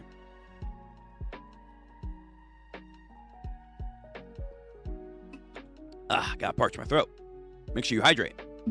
So I like that. Toriko actually was one of the series that genuinely did talk about return stroke speed versus stepladder speed. So in theory, if you can feel the stepladder and sense it, you can dodge lightning. You know, it's still 200,000 times the, per second or per hour. You know, what was it, like 200,000 miles per hour. So it's like, it's still pretty damn fast. But if you can predict that and feel that, you can dodge the actual insane speed of lightning. All right. Translator note might be referring to Jingu Bang, the staff wielded by the Monkey King. Really? That's the extending pole? All right. Wait. When do we get into Wukong over here? Hajime uses the lightning return stroke to pull back the charge that he had accumulated with the Nyomu staff. So that's his guiding point. AK, that would be his stepladder. That his thing is anchored into the ground, getting positive charge. He then focuses a direct line that has Hakure in the middle. So this is Hakure. This is him. This is the pole. He's in the middle. Positive charge, negative charge. That link is there. Stepladder, return stroke. Damn. Wow, that's very clever. Landing a direct hit on Hakure, who was in between him and the staff. Very creative. Very smart. That was honestly amazing. Again, not a lot of series would take that time and detail to analyze that. That's good. Good job, Gige. I wonder if he'll do that for the speed of light. We'll see. And then because he does that, yep, he gets fucking Toji just hole gaping from his abdomen. Simultaneously, Hakure's immortality would then end. So he timed it. He got him. This is why you can't take too much damage and get cocky. That's the thing with immortality people. They get too cocky. It's over. Not yet. Although, I think he's doing a different pose this time now with his hands. But anyway. Domain expansion. We're not done. We're done when I say we're done. What the hell? This guy can still... Restless Gambler. Yo, abdomen wound? Who gives a fuck? But even if you die, that's the gambler's way. Right, he still gotta go. Yo, what's that one series? Kaiji? It's a gambling, like, anime and manga. Same with that, like, other one, the Conteria. The one with the crazy girl. Yo, gamblers, they'll put their entire existence on the line. Doesn't matter. Yo. The gambling way, man. The gambling way is life. That's all he knows. That gives him strength. Roulette wheel? My king. My king. Alright, what time is it? Oh, it's almost 1:30. Alright. Alright, we'll do one more chapter. Surely next chapter is going to be the end of this. I wanted to finish this fight, but it's an extensive fight. We'll do this last chapter. So we're going to end it off on chapter 189. This is it. Whether this is the end of the fight or not, this is the last chapter of the evening. I hope it is. I hope it is. But because this is the last chapter, please make sure you guys are liking the stream, who are here in chat now, or VOD Gang. Hello, VOD Gang. How you doing? And make sure you are commenting and hit that bell notification for other JJK read-throughs, Ichi the Witch read-throughs, our watch-alongs we're going to be starting up this week with new shows. Then, of course, our playthroughs are expanding. We got a lot of cool stuff coming in the future. All that stuff that sounds very interesting, please hit the bell notification for the quickest and easiest way to be alerted. And then finally, subscribe to the channel. Now, he's going back in. Chapter 189. Tokyo number 2 Colony Part 8. Even with a hit with a fatal blow, Hakure continues to expand his domain in a desperate gambit. Yo, shout out to the Mad Lad. How futile. A last-ditch effort domain expansion? But what starts next is time reduction mode, right? Not probability change. Ooh, okay, so now he has a different ability. Time reduction mode. Even if the spins are faster, the chances of hitting a jackpot is still only 1 of 239. All you can do is collapse. Again, unless he gets lucky.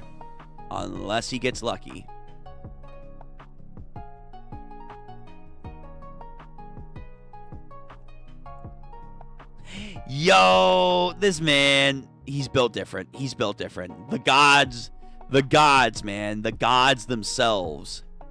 The Shinto gods. The Buddhist gods. Whoever the gods that he worships. They smile upon him.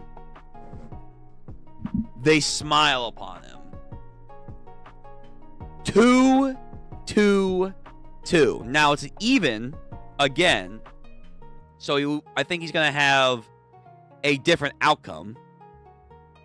But nonetheless, he got a jackpot. On the first go, he got that lucky. If he didn't get lucky, he'd be fucked. He'd be dead right now. He'd be absolutely dead. And Hajime's like, this is some bullshit. A sudden jackpot hidden in the time reduction? Despite it looking like time reduction mode, it's actually... What? Whoa. Hold on. How many rules does this thing have? Despite it looking like time reduction mode, it's still actually in probability change mode. You can tell by the lights under the machine. What lights? Wait, what lights? What are you talking about? Hakure Kinji, you truly overwhelmingly lucky. This is some crazy luck, and also I feel like staging. How was he still in probability mode? I need an explanation. His domain's fascinating. It's just, I feel very convoluted. Not easy to like digest on a first go. And he heals. Well done, Hajime. I've never come this close to dying so many times over. Yeah, this man, Hajime's a beast. My head's full of manga now because of that otaku foreigner. Really, I forgot. We off-screen Charles! Yo, Ichi Bay! Get out of here. You like manga? No. Speaking of electricity, something like this, right? Wait, is he immediately going back into the dome? Wait, why would he do that? He immediately wanted to go back in? This realm is above the ocean. This guy, he must have moved the barrier's core. Oh, we're not going back in. Oh, so we were still in the barrier. Oh, we are. I didn't realize that. I didn't realize that. So we were still in the domain barrier. He just moved the coordinates, which I guess he can do, over the water. So, hey, electricity, water. Not gonna go so well. Not gonna go so well. This guy, he must have moved the barrier's coordinate. You cheeky bastard. He's right to throw me into the ocean, since my cursed energy is like electricity. If even I try to use it just once I'm in the ocean, it won't stop until I'm emptied out. The ocean itself, either all of my cursed energy gets discharged until there's nothing left, or I have to completely cut it off until I get back to shore. But the ocean in Tokyo number 2, something's bubbling. Hakure, surprised. Tokyo number 2 is basically an ocean barrier. Some fucking curse spirits. Okay. So something like this can happen. The cursed spirit came up from under his feet. But right now, I have manga on my mind. I have the power of Jesus and I have the power of manga. Fight me. Punches them. Doesn't matter. Just muscles through him. And Hajime is using them as platforms to spring himself on. But Hakuri is coming. Like, hey, I'm here now. Gets kicked in the lower abdomen and sends him flying. Now he's going to discharge in the water. Damn it. I couldn't take his kick without using cursed energy. It's flowing out. My cursed energy suppress it. So I have to suppress it. So once he activates it, a little bit of cursed energy, his natural effect is going to activate, and thus his discharge. And all these fishes are now getting vaulted. Sure enough, his cursed energy seems to have leaked out into the ocean. Even if he attempts to swim, he'll keep sinking further into the ocean until his cursed energy is completely drained. What is it? Wait, is he gonna drown like Magni? In the bottom of the ocean? Huh? Something's gonna happen. I suddenly can't breathe. My eyes, all the vapors. And the smell, no way. Yeah, the smell of everything like getting electrocuted. He now falls in. Yo. This underground water battle? Electrolysis. Is it chlorine gas? Electrolysis is passed through water to spew it out other substances. Hold on. That's a little small. That's what she said.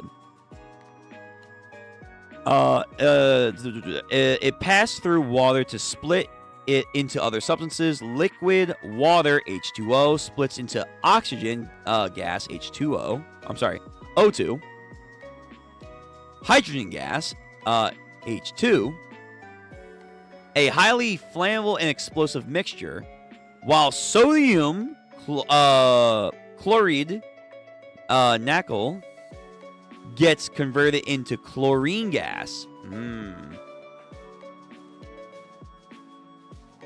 AK, get gassed. Chlorine gas is the first deadly poison humans used as chemical warfare. Oh, I didn't know that. I know they used it in trenches and stuff. But, oh no, that was mustard gas. That was different. Kashimo Hajime tries to suppress his leaking cursed energy the best he can while performing electrolysis on seawater to create chlorine gas. So he's laying out the right amount. The ways you can kill a reverse curse technique user, besides taking out the brain in a single hit, there's also poison. Oh. So with enough poison, you can take him out.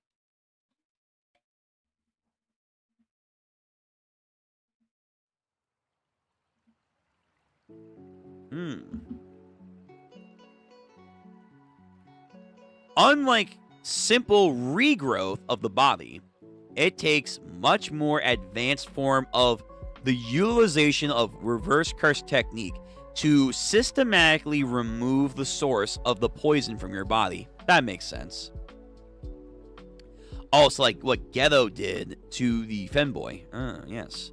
Seems like his body couldn't treat the poison fast enough. Yeah, he's not a practitioner of cursed energy. He just subconsciously knows how to use it. So there's a difference. His immortality is ending very soon. Kanji reads immortality, but the Furigani reads round. It was fun. Yo, what is this Naruto and Sasuke? He breathes out the electricity like he did before. Nani? And then follows up by hitting Hajime. No way. This guy's reverse curse technique is fully automatic? Oh, so it doesn't even have to matter if he's actively realizing he needs to heal something. It just does it. It just does it. And thus, it could heal poison. Alright, so never mind. Never mind. This guy just got another buff. Even without identifying and clearing a poison from his system, is something that he can do subconsciously despite not being awakened. The water temperature is rising. Is that because of his cursed energy? I can't expand my domain again until the round's over. But once the round ends, it's really hard to say if I can expand my domain again in the hot water and electric current. There's still 5 seconds left. Should I go back to the surface? Kanji reads more about... Yeah, round. Got it. No, I want to attack. Yeah, follow through. Bell, blow, blow. Let's go. Okay, so bubbles. Let's go. Grabs his shoulder. Hell yeah, as he speaks underwater and tries to, I think, vault him. He's like, ah, crap. No, it's not over yet. Gambling their lives, neither will back down. God damn it. Alright, you know what? Fuck it, we'll do one more. We'll end off on an even note. We'll end off on chapter 190. Fuck it, we're gonna go right in. I need to see the end of this fight. I'm too enthralled with how this fight has been going. I need to see the end of this. So, we're going to do this last chapter for real, and then we're going to call it. Hopefully, it'll be the end. An explosion in the sea. Hakure and Kashimino will come out on top. Here we go. That sounds like it's going to end. Chapter 190. Tokyo number 2 colony, part 9. Panda, you're alive, and you're a mini now. You stitch yourself back together. What the fuck? Hakure. Hand torn apart. Someone crawls out of the water. It is Hajime. My curse energy ran out. That guy is at least... Yo! Why is this man so squeaky clean? His luck is ridiculous. Hey, I'm still here. In one go, Casimiro released all of his cursed energy he had been holding back from leaking out. Before his cursed energy transferred into the seawater, it transferred into a thermal energy, creating an almost steam-like explosion. Wow. And this guy lived? He lived? Yeah. What the hell? You're supposed to be in pieces right now. So within 5 seconds, the explosion went off. And I guess he must have lived or tanked it. But now his arm's gone. Can he regen it back? Or once the timer's over, that's his new base. So this arm can no longer be grown back. You didn't want me to expand my domain again no matter what, huh? Because it would have been a probability change. So even if I survived the poison, you'd make sure to take out at least an arm. How many times can he use probability chains? At some point, he has to go into the time exchange one, right? Hitting a stunning jackpot in time reduction mode guaranteed a probability change in the next round. Okay.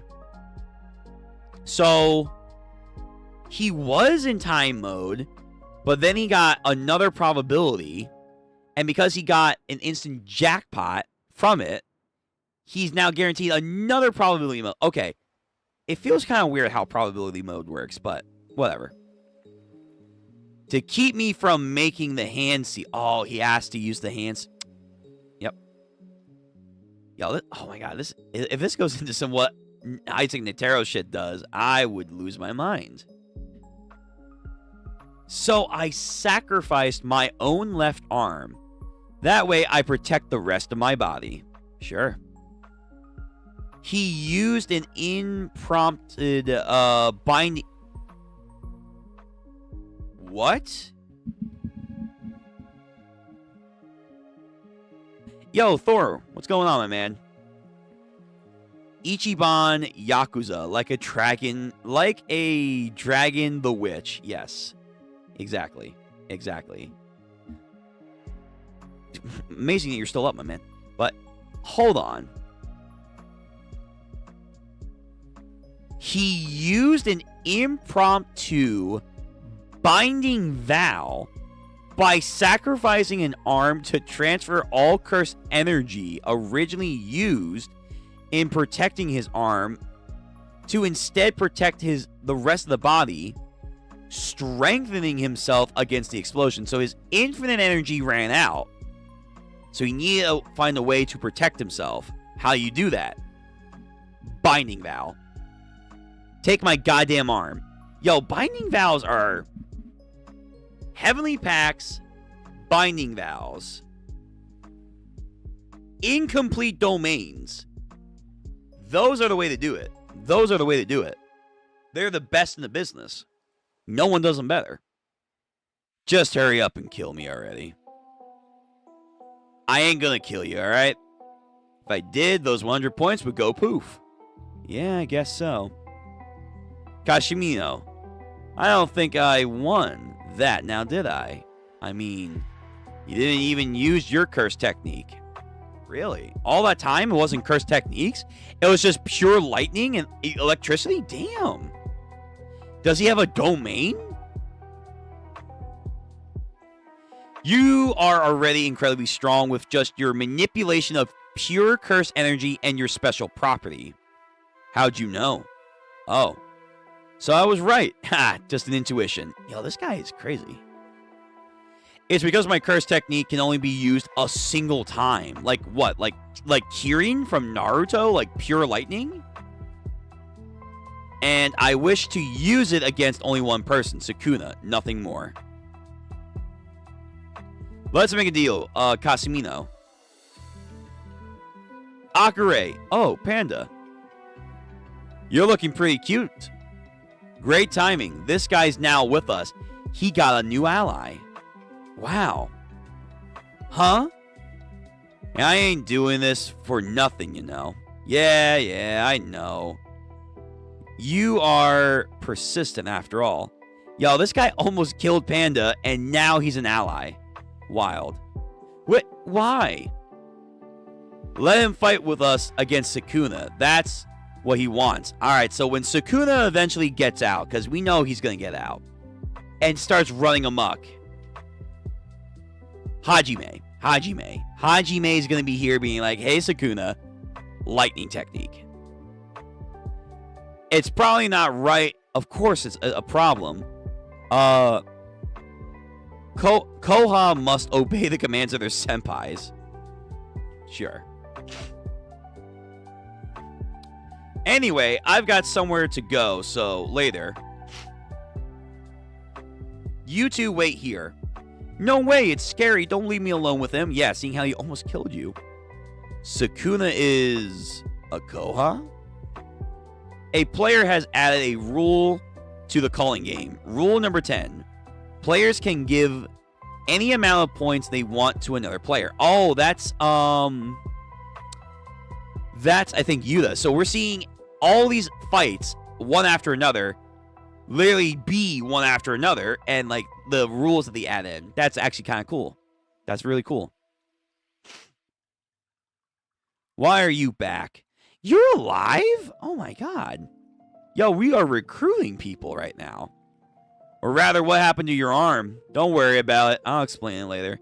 Is it really fixable either way? What are you going to go for? There's something I forgot to ask you. If you're here for life philosophy, don't even bother. I learned everything important from manga. But it doesn't feel nice to go on a rampage sometimes, now does it? Not everything needs you to talk it through to get the right answer. The way you kill is the way you live. I guess it's something like that. A quote from a manga, tough. I don't know what that is. Tough?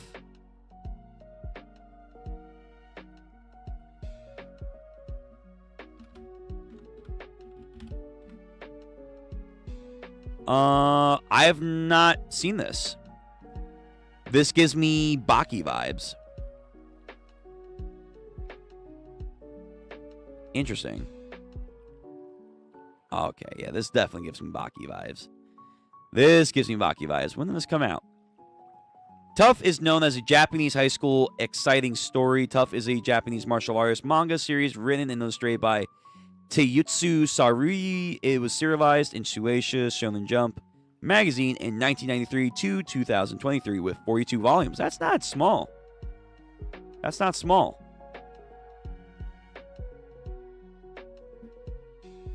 Who's this mangaka?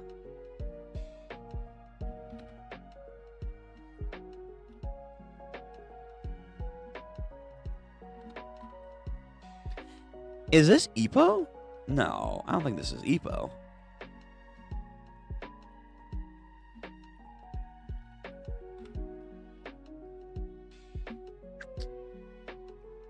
Let me see.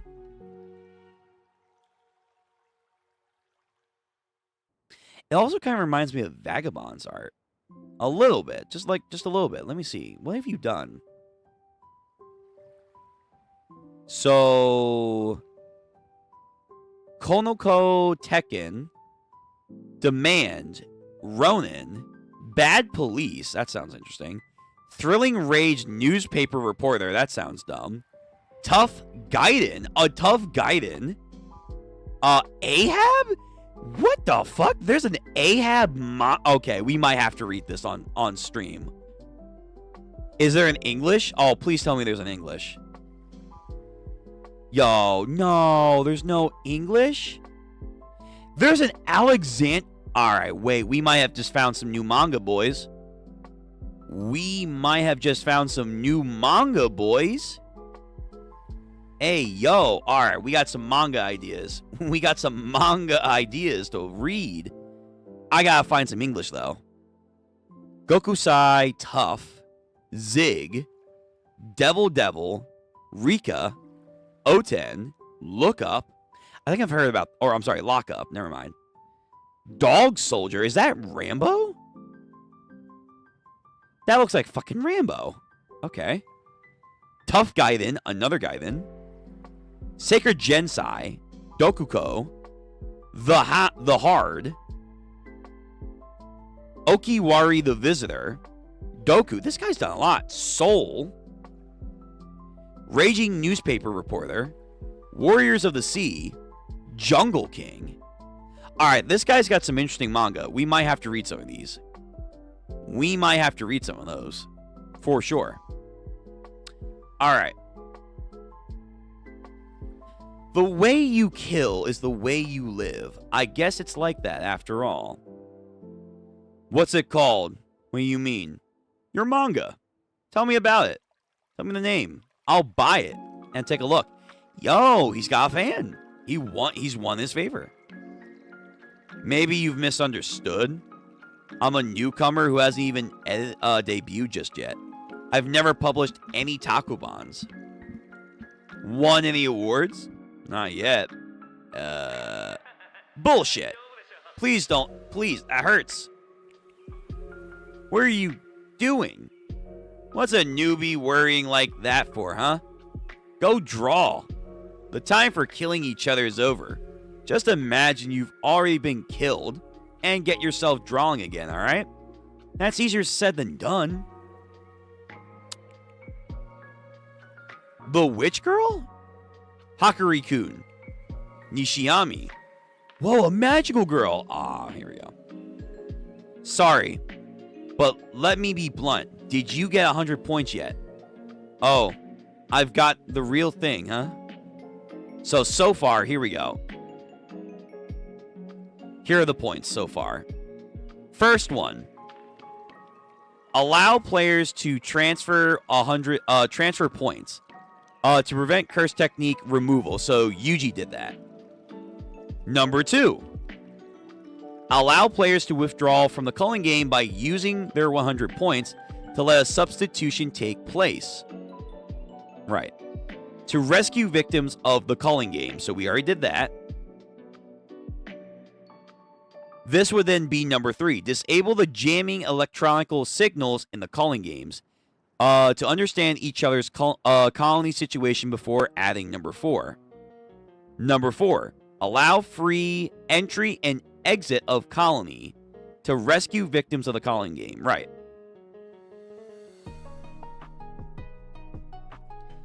These are the 4 rules that they are preparing to add. We can delay we can delay 3. The one that establishes communication between colonies. Huh? Isn't that necessary for rule 4? There was even a real dangerous guy here in number 2. Maki-chan can enter and exit the barriers at will.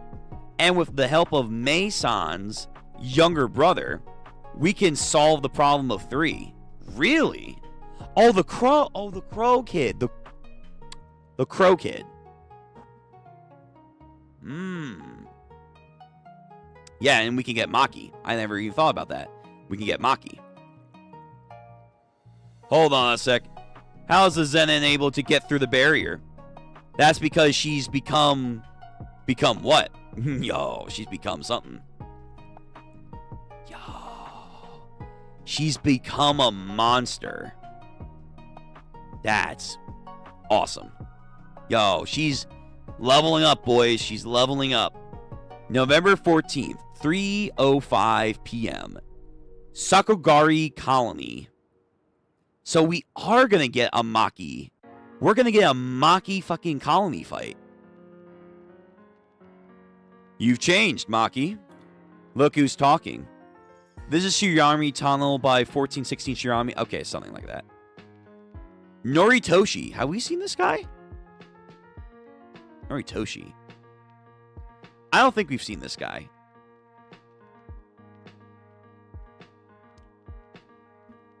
Let me see. Is it?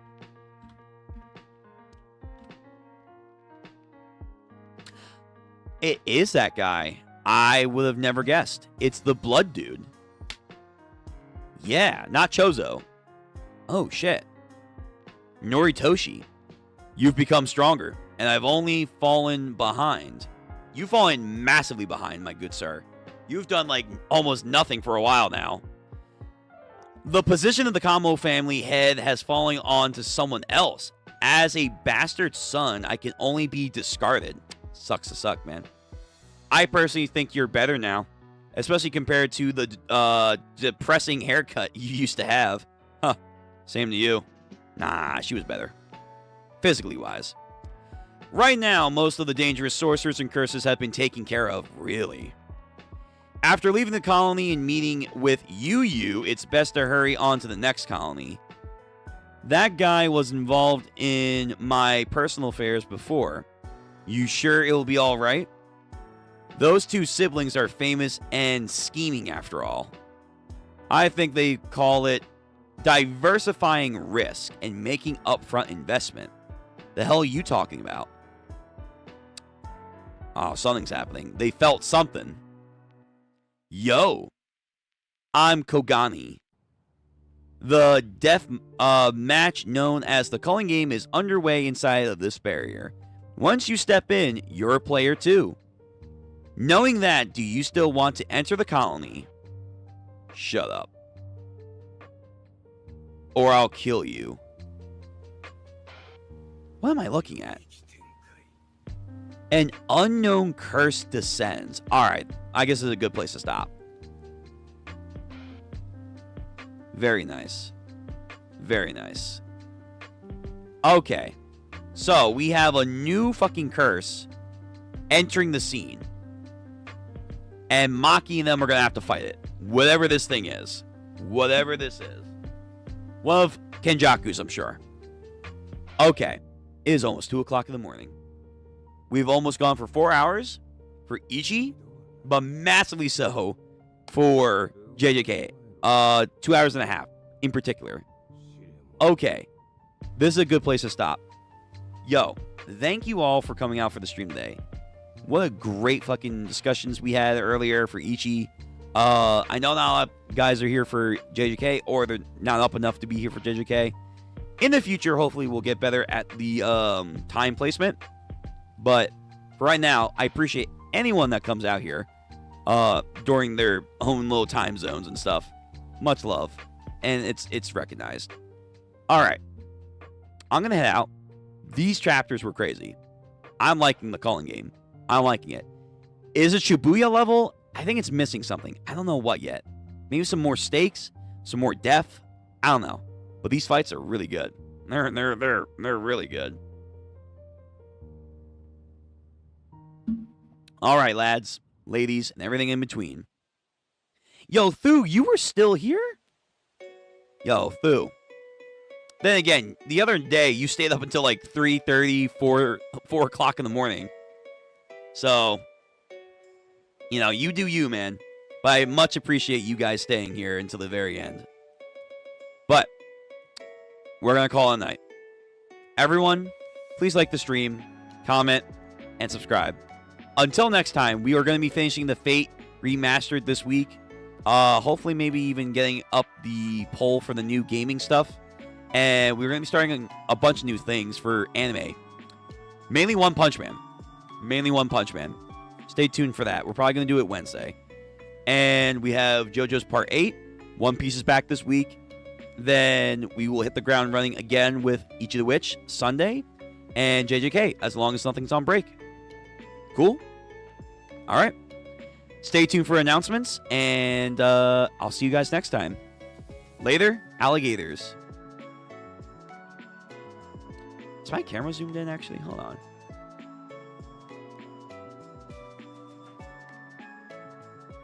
I think it is. Huh. I don't know what is going on.